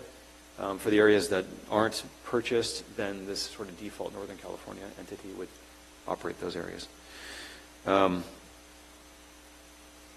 then the potential risk of public ownership, of course, is that these new public entities would be assuming the risk of whatever liabilities is conveyed to them through what happens with PG&E's dissolution. So the biggest issues are there's about a $25 billion liability number sitting there from the fires, right? And then another roughly equal 25 billion, roughly, it's like 28 billion, I think, in infrastructure upgrades. So this is like neglected infrastructure cost. Over the next 4 years, they estimate to bring the infrastructure, just to deal with the next 4 years of infrastructure upgrades, to be about another $28 billion. So you're looking at a total sort of out the gate debt burden potentially of 50 billion. And I will say, regardless of which model you choose, you're dealing with potentially that kind of debt burden. So one of the most, you're not going to get rid of the deferred infrastructure issue. That's going to come with any model you choose. There's going to be 25 billion sitting there waiting for attention.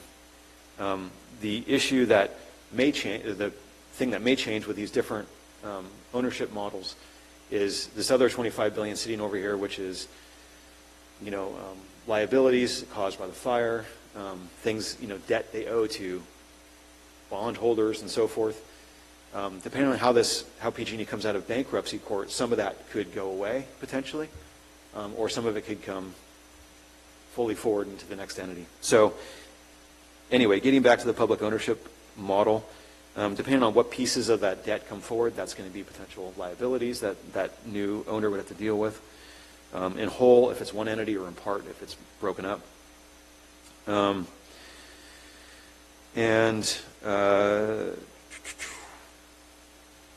Just another potential downside, this is just highlighted in the Mayor Liccardo proposal, is that public acquisitions of private assets through eminent domain, it may result in litigation and could be a long process, and that could add additional cost potentially in that structure. So finally, the so-called Liccardo option. This is the only option that doesn't either have a bill that would carry it at the moment, or a actual fully formed proposal in bankruptcy court. So right now it exists as a vetted list of principles that could turn into a proposal depending on how things progress over the next couple of months until June, when the bankruptcy process is supposed to be complete. So the primary benefit here is, again, this would keep PG&E as a private model, right? So it wouldn't become a public entity. But the difference with a customer-owned utility is you're not paying dividends to shareholders, right? You answer to your customers, which is essentially anyone that has a utility account is a customer. It's a co-op model, is what they call it. Like I said, it's common in other parts of the country. And it's thought that this model would have access to less expensive capital, so something to think about. Whether you're restructuring sort of the liabilities that you're coming to the party with, or you're going out to get capital to deal with the deficient infrastructure that exists today. The thought is that because this type of model, they're not going to the CPUC, they're setting their rates and implementing them. There's less uncertainty, so in the capital markets, the thinking goes that you would have access to less expensive capital, so capital with lower interest rates. So therefore, you would save all the customers more money at the end of the day because you're not having to carry a higher debt load because of the interest cost. And that, that may also be true with a public model too. I don't know. That hasn't been fully vetted, at least in my mind. But it doesn't seem to be true in the IOU model, which is the current model for PG&E. From a governance perspective, like I mentioned earlier, under the Liccardo model, they have offered to make this fully operate like a public utility. So it would have Brown Act requirements just voluntarily imposed on it, as well as public records request laws. And again, the PG&E staff would be hired into this model. Apparently, under this type of structure, they wouldn't be subject to federal taxation. And the same would be true for state taxation, but they've proposed in their principles that they would voluntarily submit to state and local taxation, but they would save money apparently on federal taxation. In terms of the election of the governance board, it's not clear to me exactly how the governance board would be elected, although what I know so far based on the proposals is that there would be candidates that would be vetted through the Cal ISO process, independent system operator, right? So Cal ISO would vet the candidates, and then they would go to some sort of election process.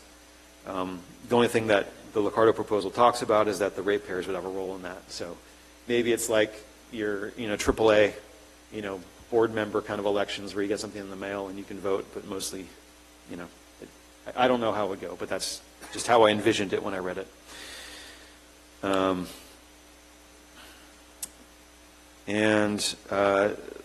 Lastly, this model would have to be created through this act of state legislator. Currently, no proposal exists, at least not one that's been introduced. And it's unknown if this model anticipates smaller regional or municipal entities being involved in whatever this new entity is, this new co-op. The only thing the Licardo proposal does say is that if there's CCAs, like Sonoma Clean Power or any sort of, there's quite a few of them actually in PG&E service territory, they would still be the leads in procuring power, but it sounds like the new co-op entity would still be owning the actual distribution and transmission within the service territory, at least as I understand the proposal. So I'll just wrap this up by saying that regardless of which proposal ultimately moves forward at the state level, a key aspect in my mind is really how PG&E's liabilities get resolved, or because if the liabilities fully carry forward, then whoever takes this over, whether it's PG&E or some other entity, they're going to be fully saddled with that. And we all know that, again, no matter who takes this entity forward, they already are looking at at least a $25 billion price tag over the next 4 years, just to deal with the efficient infrastructure that exists today. So that is it in a nutshell. Not so much of a nutshell, kind of a big nutshell. But I'd be happy to try to answer any questions. And really the action or the recommendation here is that if there's, just to provide direction if you have any at this point. But this largely exists at the state level right now. Thank you. Okay, thank you. So I'll bring it back to council for any questions at this point. Anything from this end? Yes, Councilmember Harvey. So, Damien, you may or may not know this, but how did Healdsburg get to be their own utility? And when did that happen? I know it exists, but I don't know the backstory there. So my understanding is all the three utilities that I mentioned, so Sacramento, LA, and Healdsburg, they formed a long, long time ago. I would hazard to say probably close to 100 years ago. Okay. I might be overstating in some cases, yeah, for Healdsburg, but yeah, 60 years, yeah. The firm at one time represented the city of Santa Clara, and its utility dated back to the beginnings of municipal electric utilities at all. So when PG&E was formed in, I don't know, that would have been 1890s. I think that's when Santa Clara's system started. I don't know the history of Healdsburg, but it goes back a long time. It was probably before. I think a lot of them formed in the 30s when there was an opportunity the federal legislation changed and there was an opportunity to condemn out existing electric utilities. But I think Healdsburg goes back even further. Okay. And do we know, given those few that already are public power utilities, how their infrastructure stacks up? Do we have any insight into that? I don't have any insight, only that there's been no catastrophic failures that I'm aware of in any of those utilities, but aside from that, I have no direct knowledge. Those are just my questions right now. Okay. Anything from Councilmember Dawson? Yeah, no real questions. I know I did sit in last year on a couple of Mayor Licardo's conference calls. There was one of those conference calls, there was probably 60 people on it, and everybody was on mute. So it wasn't super productive from my end. But it was still, and this is going back even before his February email that's in our packet, it was still just this work in progress. But I think more than anything, it's kind of like, let's lay the groundwork, let's put out these principles, get some feedback, and see what happens with the whole litigation process. And I'm assuming that's kind of, because now I've backed off, I'm not mayor. I don't know if that's kind of where we are with his process anyway. And I think any of these, like Damien said, they're going to be riddled with this huge monetary deficiency. Not to mention, that's not, 25 billion is probably not going to fix everything that PG&E has that's an issue. That's just something in the next 4 years. And it's a huge risk and liability.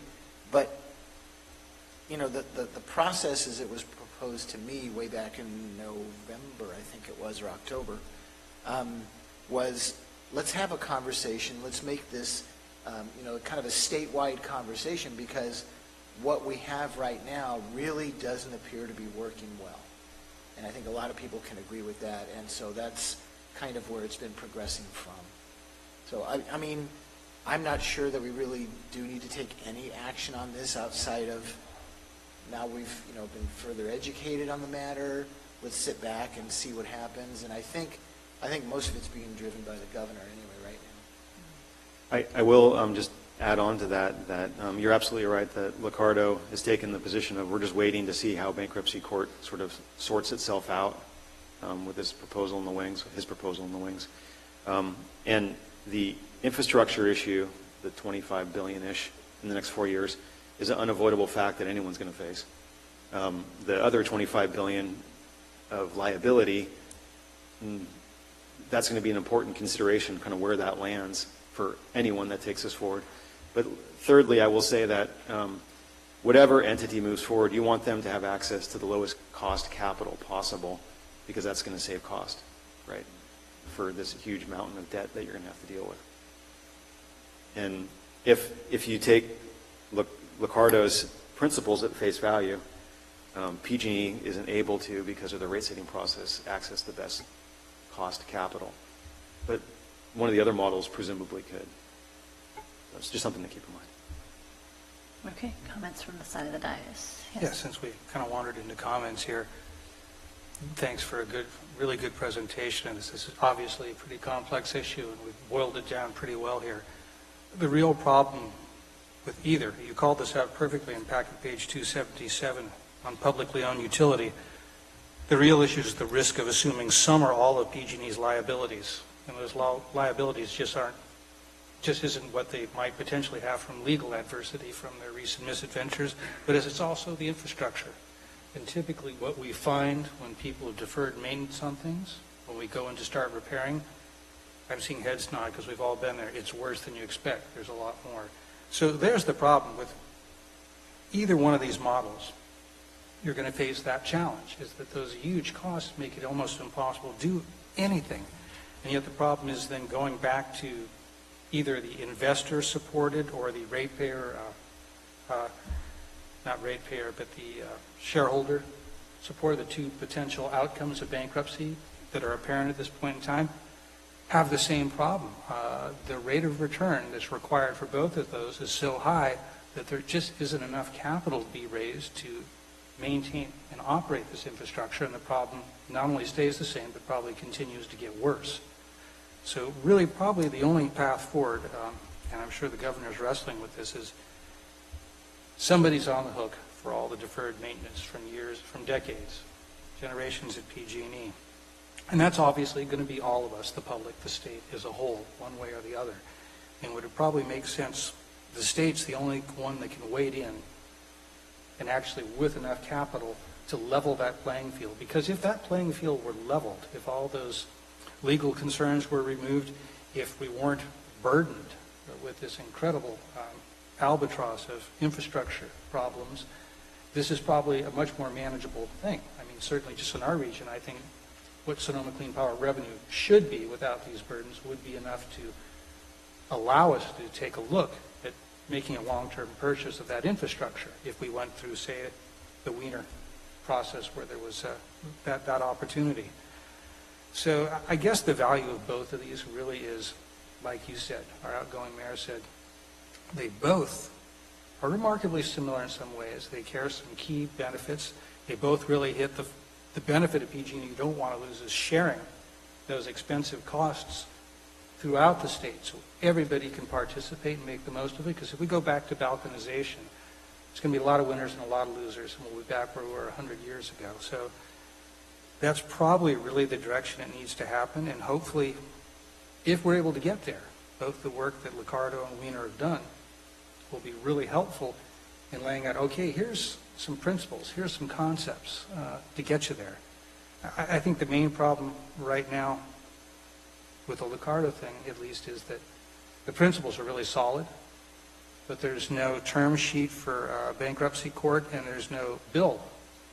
And we need to see those things. You kind of, before you endorse something, before you sign on the dotted line, you want to see the final language and make sure it's right. And that's the key thing. It's the type of thing, if somebody wanted to support Mayor Licardo's effort, it has some really good advantages to it, it looks like. And I'd certainly be comfortable supporting it in concept. It's, I think I'd describe it as supporting its, I wrote it down here, endorsing their principles, because they match the principles the CCAs have put out. They match the principles everybody's been generating in San Francisco. And just be very clear, have the caveat that we support only if those principles are fully reflected in the final bill and term sheet. You know, I think that would be completely harmless to do. But at this point, there's not the detail we want to see. So who knows? Like we said earlier, who knows what's going to happen with PG&E? If they have another bad summer, the governor may well be sitting and taking a second look at both these plans and saying, okay, what do I want to pick out here? How does it work? We'll see. All right. Ms. Marimore, anything you want to question or comment? No, I don't know that any advisement at this point would be any more helpful to the state because we're waiting on the bankruptcy court. But if I was going to, I would probably lean toward the Licardo in a nutshell. Okay. Yeah. Sure. And then I'll open up to public comment. Sure. So, now I want to be really clear that we separate the PG&E employees from the management because there's a lot of really hard workers out there that do a lot every day, day in and day out. You know, PG&E is a monopoly. It's stated in here. Clearly, it being a monopoly is a problem. You know, when you think about purchasing services, you know, I think about, you know, my cell phone. I have options. If I don't like the infrastructure because I'm not getting calls, I have another option and I can trade that. We just don't have that with PG&E. Your option is to, you know, go off the grid, you know, and that's about it. So I think that no matter what happens, as long as there's a monopoly, there's going to be a problem because they will always be beholding to the top management and their short-term look on their bonuses and their investors. That is a reality. You know, you can't, you know, serve two masters, and the customers end up getting the brunt of that. The only way for there to be competition would be as if they broke it up and they created multiples of them, and then you had some choices there. But I don't see PG&E doing that either. I happen to have some experience with the co-op model. We happen to have that model at our property up in Idaho. We've had that property for some 25 years now, and that model has worked really very well. They're very responsive. In actuality, they live within their means, and there have been many occasions where we actually get a refund for the year. You usually have a contract. The contract is a set amount of money. You kind of use what you use, and then at the end of the day, if there's, you know, money left over, then they, you know, actually refund that to you. So I know it can work. As it says in here somewhere, there's over 900 of them serving over 40 million people in the United States. So it can work, and I have seen it work. So I think we just have to wait and see how this progresses. But I don't see it staying the way it is. It just can't. We'll be paying probably quadruple what we're paying now. And there was just something on Nextdoor this week where people were complaining about, their bills going from $60 to $400 and $500. No explanation, no nothing. People are saying, I didn't use anything different. And that's sort of, as I think Mark pointed out, that transparency there, they do everything, behind the curtain there, and you don't know how they're doing things because they don't have to be transparent because they're a private company. Anyways, just my 2 cents. Okay. Well, with that, I'll open it up to public comment, and I know we had one. Yes, so come on out, Mr. Hancock. Yes, good evening, Council. Well, as an electrical engineer, it's certainly been observing the systems and observing the lines flapping in the high winds. I definitely agree with what Susan Harvey said about some of the systems that, from the technical point of view, the employees have to be put at the core of a healthy company, and that if to some degree the structures, perhaps on a CCA type basis, where the way of having a quality, the quality of the infrastructure or the quality of the equipment and the service model, it's really the service model, can have some competition, that the people within the different maybe regional co-ops of some sort can be go between companies, taking the ideas of what actually works between them. If the way I understand investor-owned utilities, the IOUs, they're formed because they're a way of raising money to begin with. But, I've been in some corporations where the whole discussion has been, hey, you get money on the stock market, you raise investor capital, but it's expensive to pay back. That's where we are right now, where we've had the payback, and what's more is that the CEOs that have been put in place in these companies on the model of the stock market have been prioritized to pay investors as much as possible. And it just doesn't work with this utility model. Hasn't worked in the water areas. So it needs some sort of change with a focus on quality of the service that's there.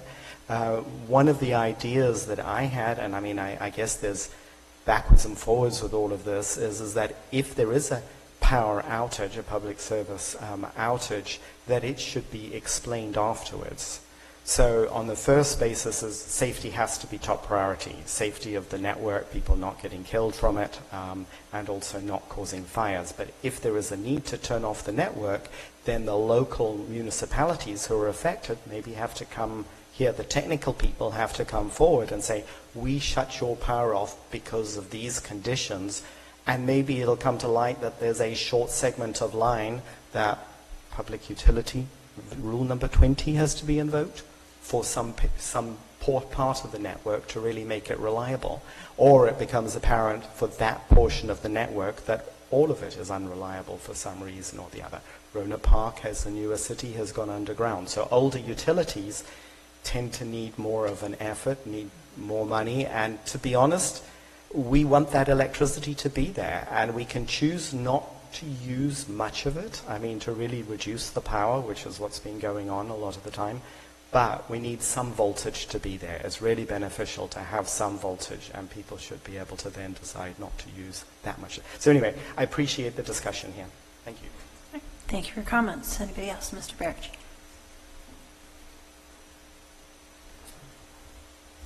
Well, let's think about these things for a second, too.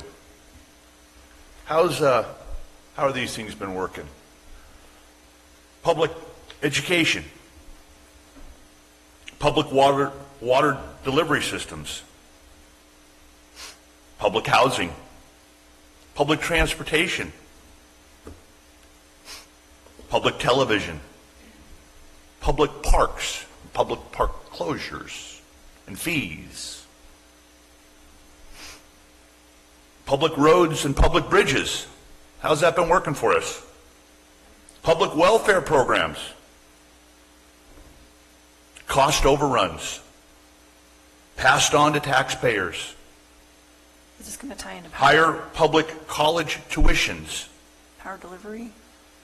So the co-op model that you're talking about tonight means no incentives, no innovation, more shortages, more brownouts, higher energy costs for all. more civil servants, more doomed public pension systems, more bureaucratic complacency, more power and control of government by government bureaucrats, and more unelected officials with no accountability, no recourse in a court of law against government, and more government immunity to look forward to.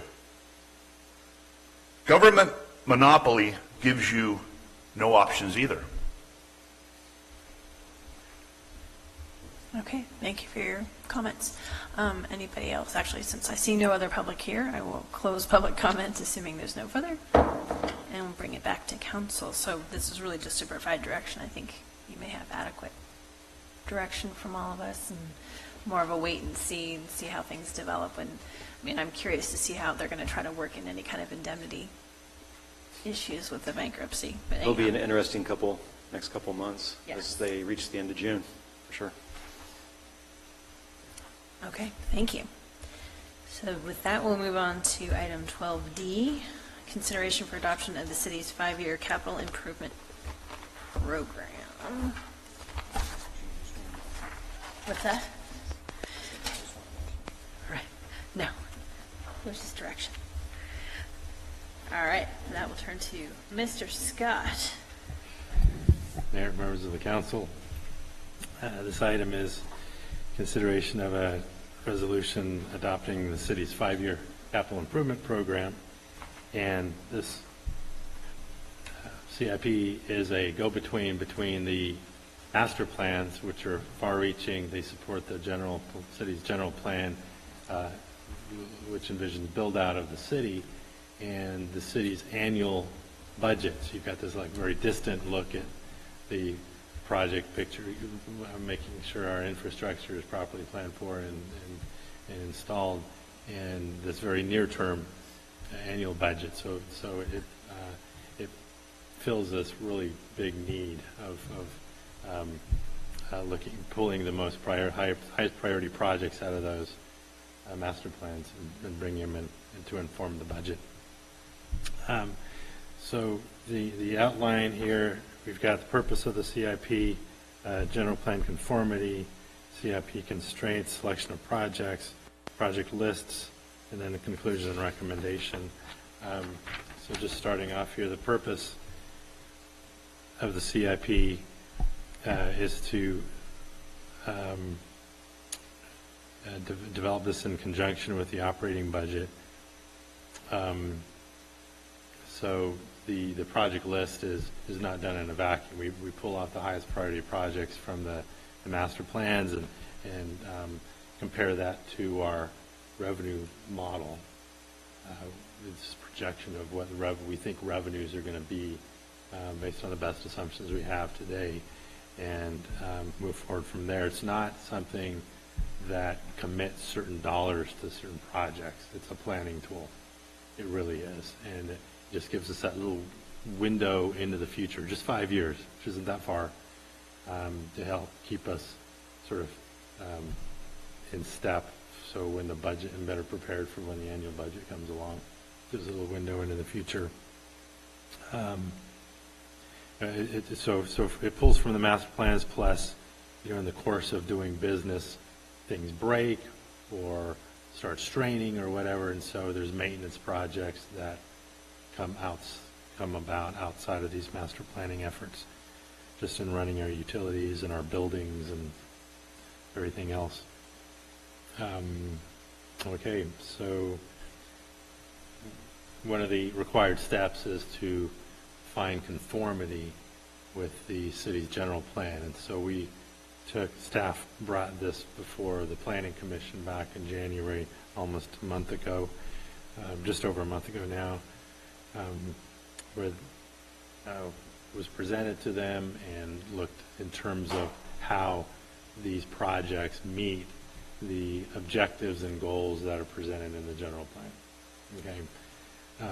So the commission approved the CIP and recommended it to council, expressing a desire to prioritize the bike ped projects in the vicinity of Highway 116. That was specifically put into their recommendation. Following that, so the CIP constraints, this is sort of framing up our discussion of the CIP, like what it is and what it isn't. So it is important to compare it to the revenue projections, because that's a reality check. It's, okay, this is all the things we'd like to do, but because of budget revenue constraints, we have to be real and keep them to what we can afford to do, and at the same time reflecting the city's commitments. For example, our commitments now are to a big part of our commitments, road preservation, and we have improving our parks and replacing old playground equipment and just enhancing them. Also, it's important that these are public projects where the city has some level of control over the timing, budgeting of them.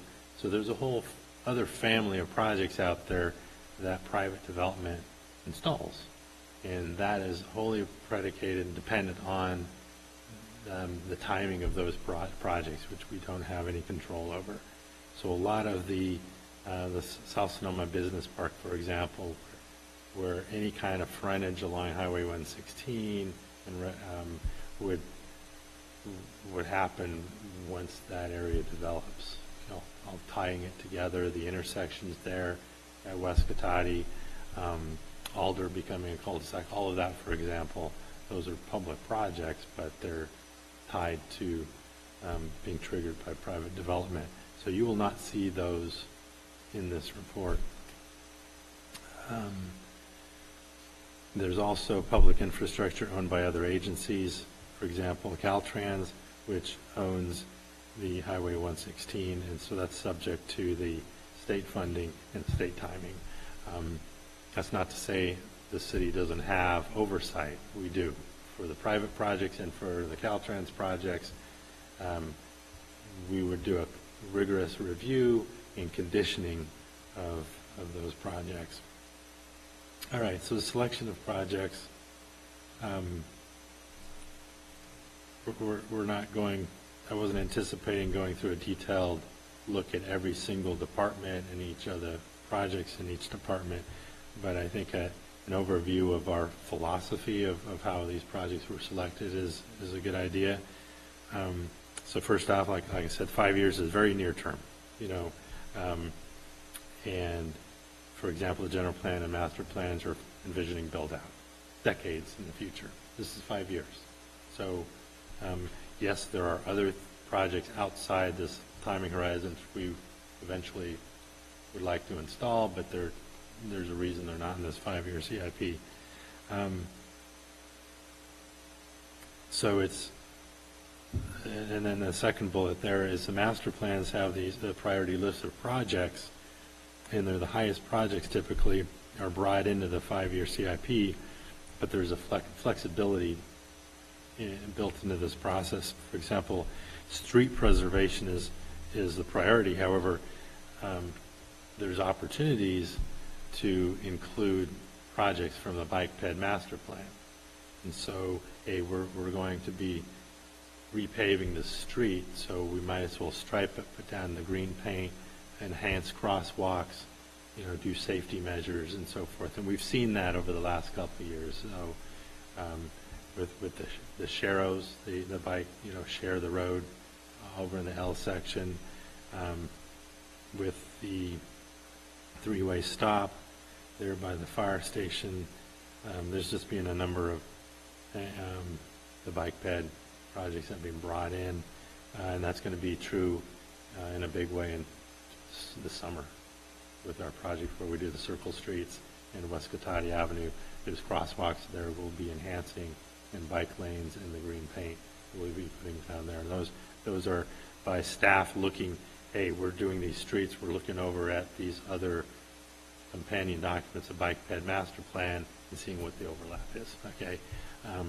Another area of where we're just putting our heads up and going, whoa, what about this, is there's a priority sewer project in Olaf Street and William Street. We're looking at upsizing those existing pipelines as per the master plan recommendations.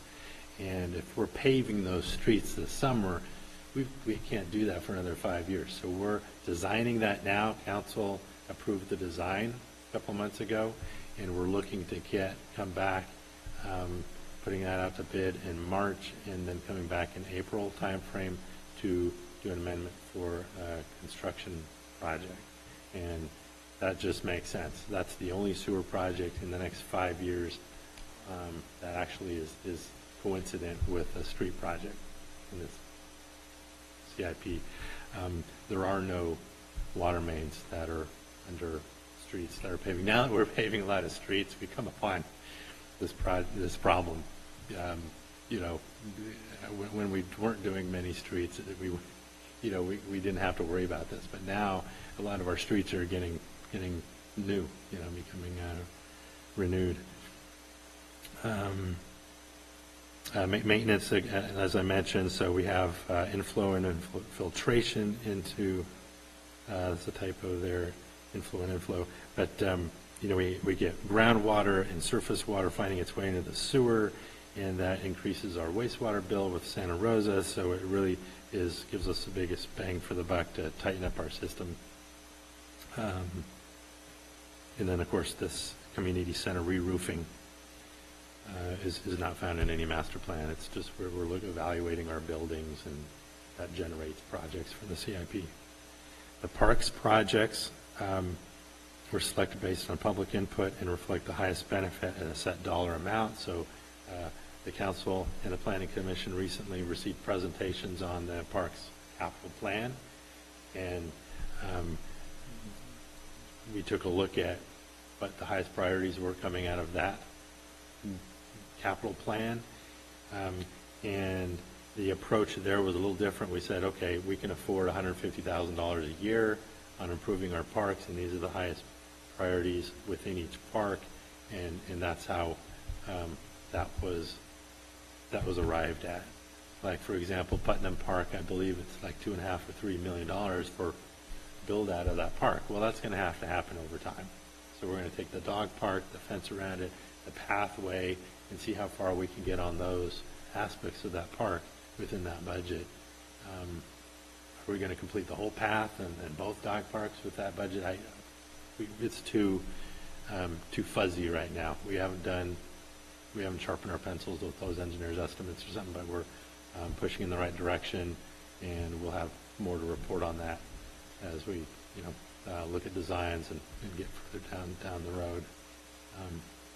But again, getting into the CIP, it's going to be likely to get into the 2021 annual budget where funds are committed, and then it just gets more and more of a commitment the further down that process it goes.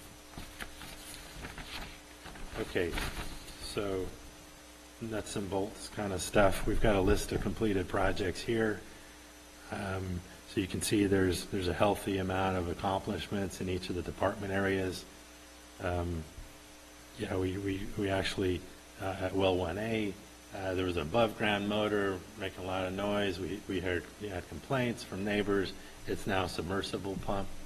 It's just whispers. You can hardly hear it when it's on because it's 300 feet or 150 feet down, the motor part. St. Joseph's water main was upsized. There was SCADA improvements. Chlorine analyzers were built. Sewer, the P1 sewer, of course, and the sewer meter billing. We now took control of it from Santa Rosa. It's now just near our corporation yard. This is the main meter that measures all of our flow that we're billed on. And the St. Joseph's Way sewer replacement, and then SCADA upgrades. Streets, we got the 2018 street construction project, 2019 street construction projects, and then the East Cotati Avenue.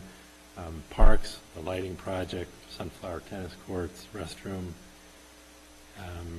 Rhonda Folletti, the basketball court project there, and the East School Street.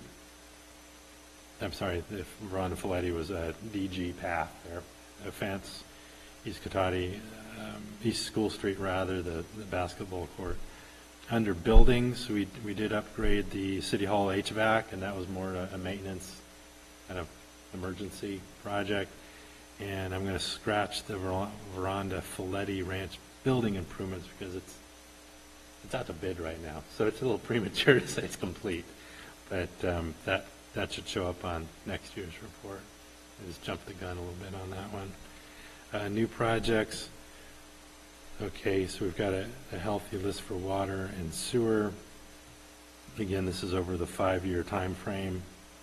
I just want to highlight with water that we have the Cypress tank, which comes along with the booster pumps working over there, yes, and the pipeline. Now, it is a big hit to the budget. It's a $2.5 million chunk, like 2-3 years from now. We do have our sewer and water financial plan, our rate study underway, and so we are looking at options of bonding that project just to smooth the rates, impact on rates. And then there's a number of other improvements. Continued on to the next slide, the roadways lists all the 5. Okay, well, it's a long list for the roadways. And again, it's emphasizing pavement preservation. And then you can see the Myrtle Avenue bike and ped improvements. We're pulling that in from the bike ped master plan, crosswalk upgrades, pathway improvements, and then the wayfinding. We've got phase 2 of that out to bid currently. So phase 1 of that is out to bid right now. This is phase 2. So it's more the kiosks and just finishing up the rest of that project. Drainage is really translated into trash. So our master plan is, I think it was back in 2001. It's getting a little antiquated.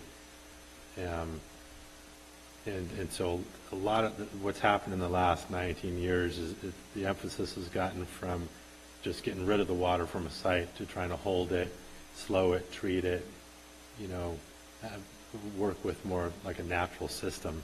And so, and it's also water quality has become an emphasis. So we just recently adopted a trash implementation plan, which is to implement measures at the inlets, outlets to capture trash and stop it from getting into the waterways.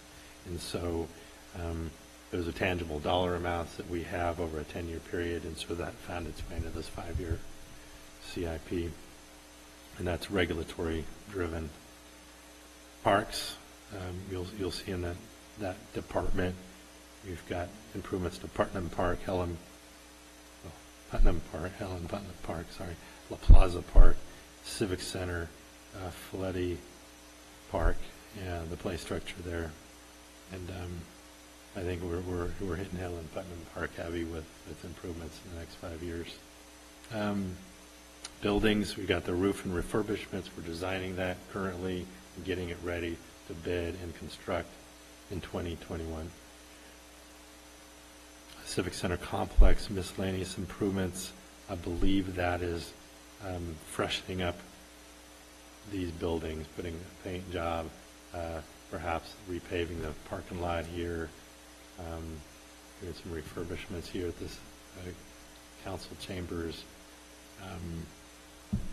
City Hall repainting, yeah, so I mentioned that.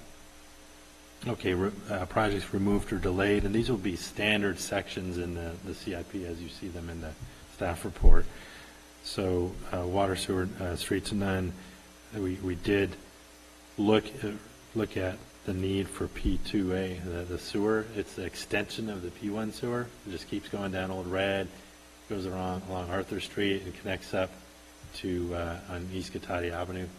And that just, once it gets there, it'll completely relieve our sewer all the way out for the foreseeable future. P1 has actually done a tremendous amount of good to relieve our system. So that's enabling us to push off 2A past the 5-year time horizon. So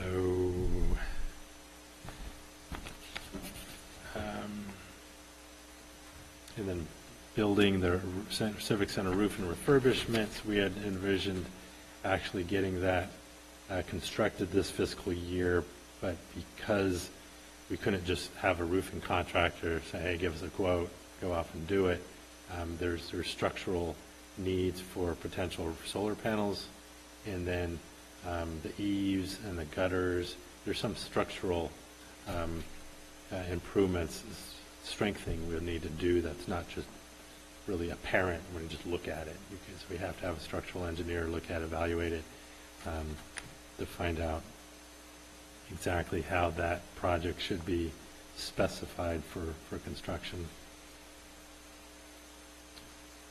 I do have to say that as the report printed in the agenda package is not how it's going to look. For some reason, the agenda packet does not recognize landscaping. The figures and the tables are landscaped, so they face each other, and it's a lot more legible. And then they will be bound and provided on the website, as well as copies available to the public and just made readily available right in time for the annual budget process. All right, so in conclusion, right, it informs the annual budget. It's going to be revisited every year, reflects the highest priority projects in these different departments, and is matched with our best guesstimate for what revenues are going to be.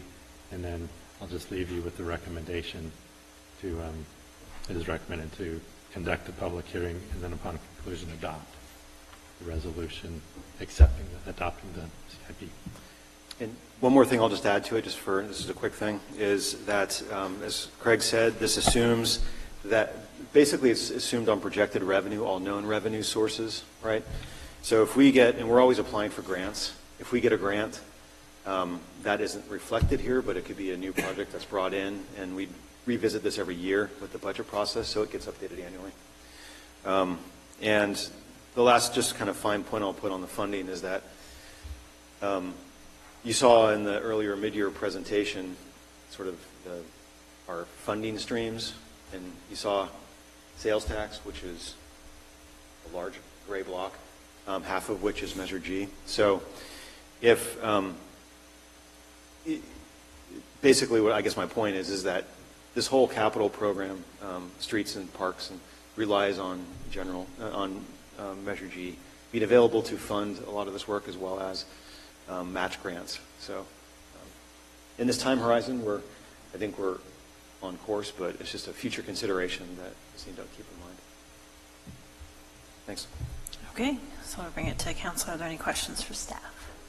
No? Nothing over here?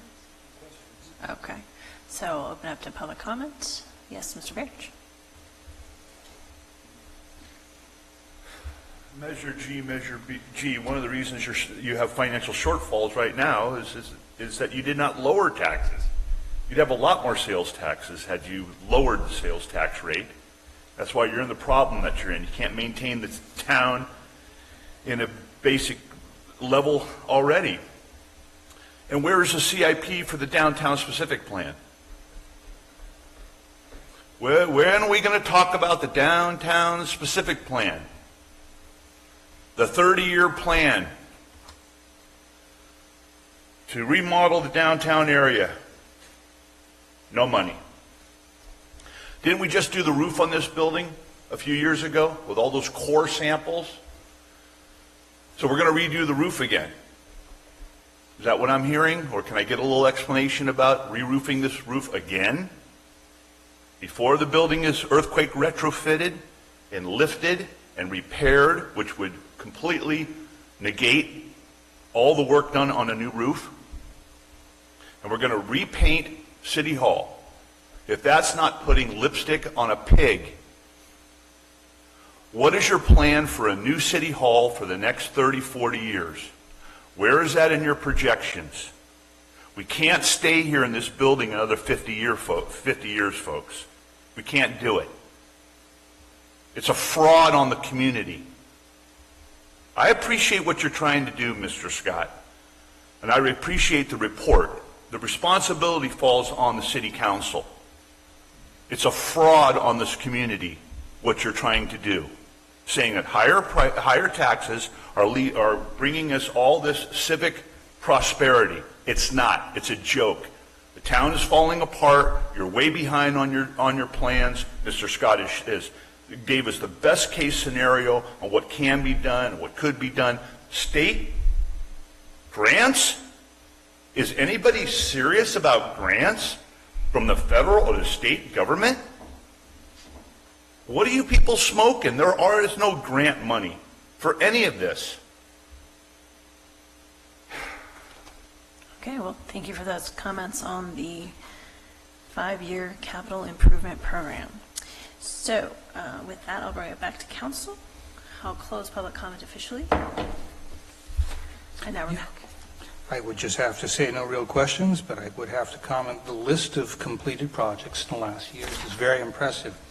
But when you list it with what's in the offering for the next few years, that's really rather substantial and very impressive for a community this size. I've had a chance to watch this staff grow and the city grow in its capabilities and its oversight and its ability to respond to the needs of the community appropriately.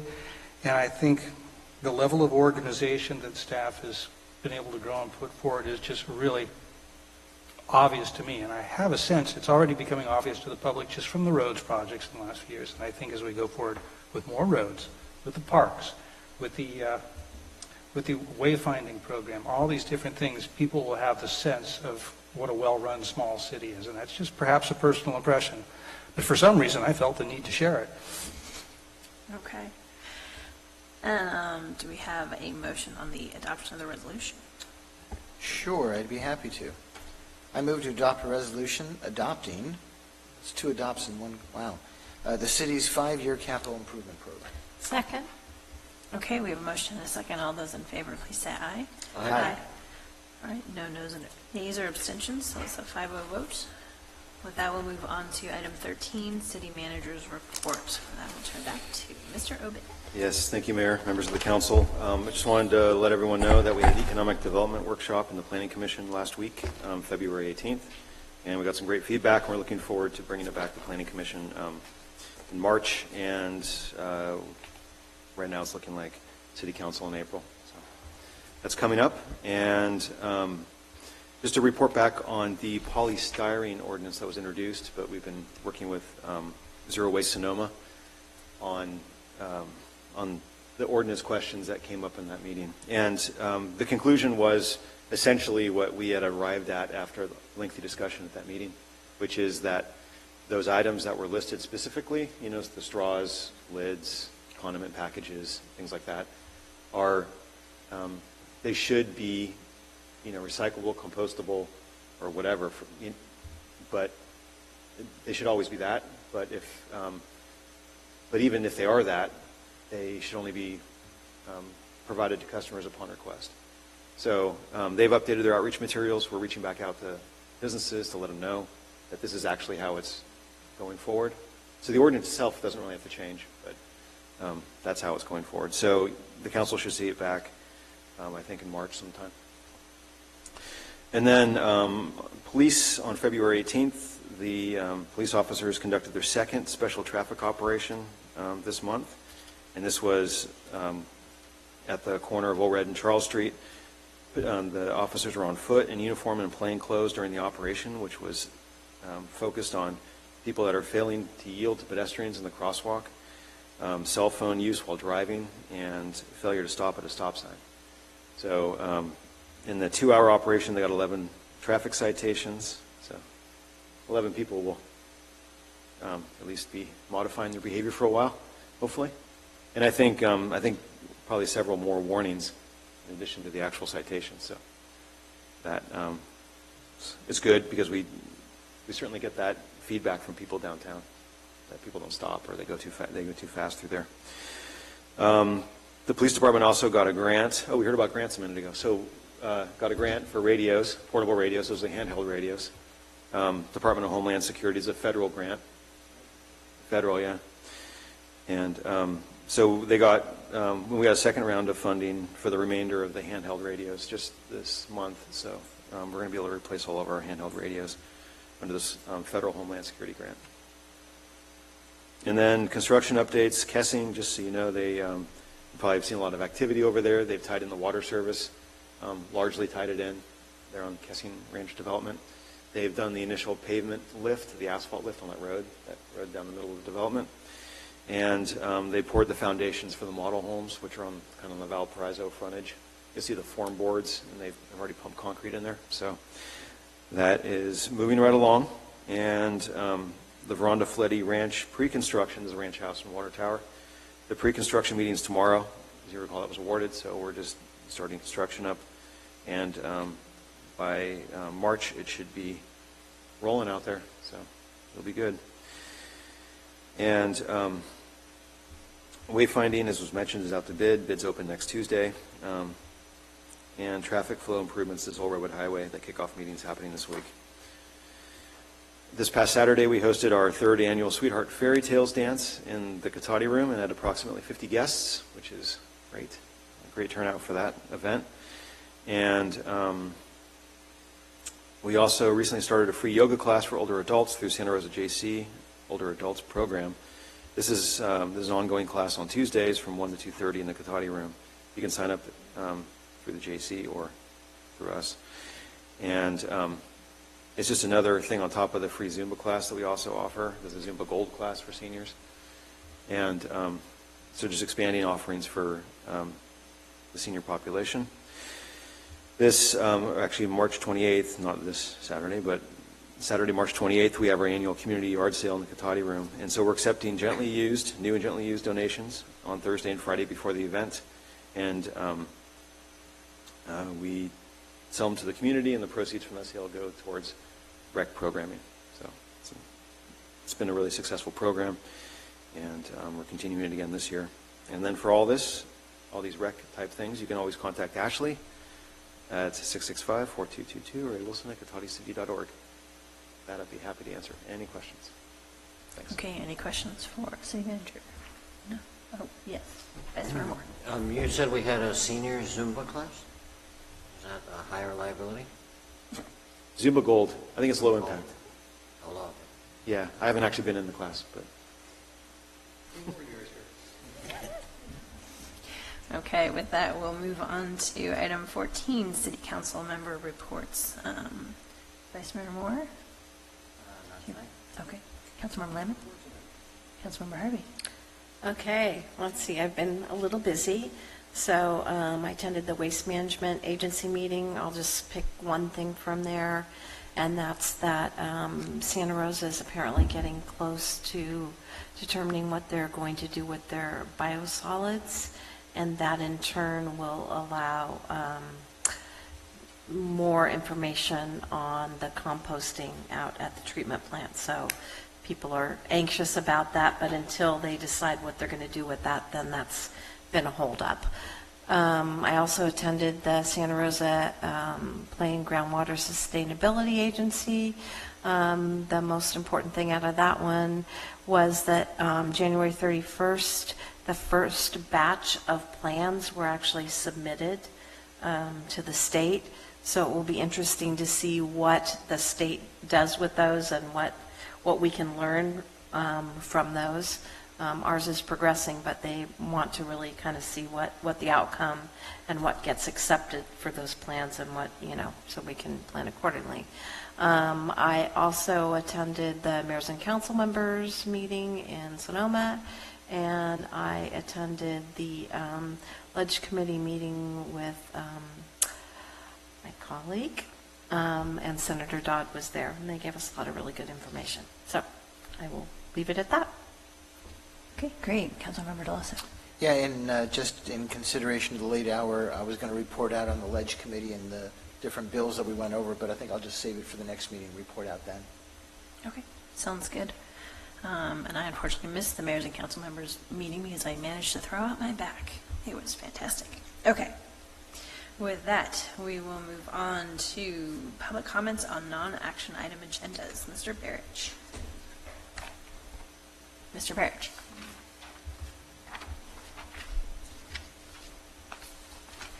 Well, can we all just agree together that the downtown specific plan is dead?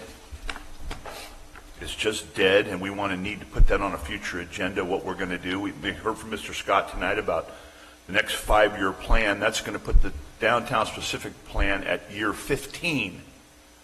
By year 15 or year 20, we're going to have to redesign the downtown specific plan again, because it's going to be obsolete and outdated technically and traffic engineering wise and so forth.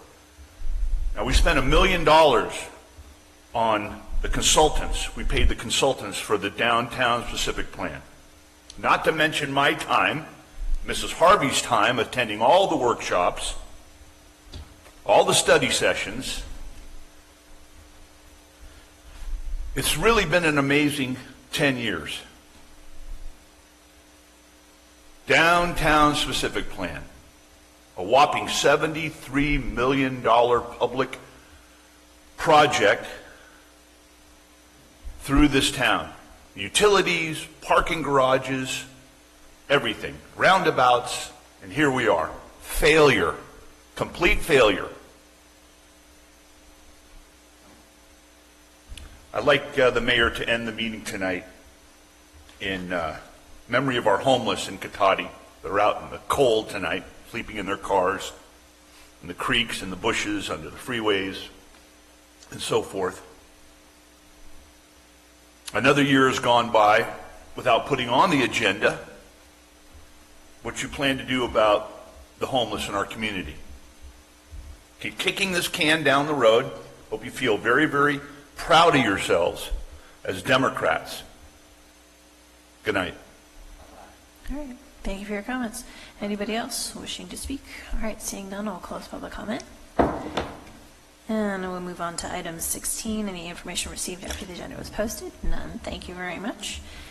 And we'll move on to item 17. And because we like to keep this party started, closed session conference with legal counsel, anticipated litigation, initiation of litigation pursuant to paragraph 4 of subdivision D of section, say it with me, 54956.9. And that is for one potential case. And we will adjourn to closed session. It is now 11:16. Thank you. I'll come back and report back after.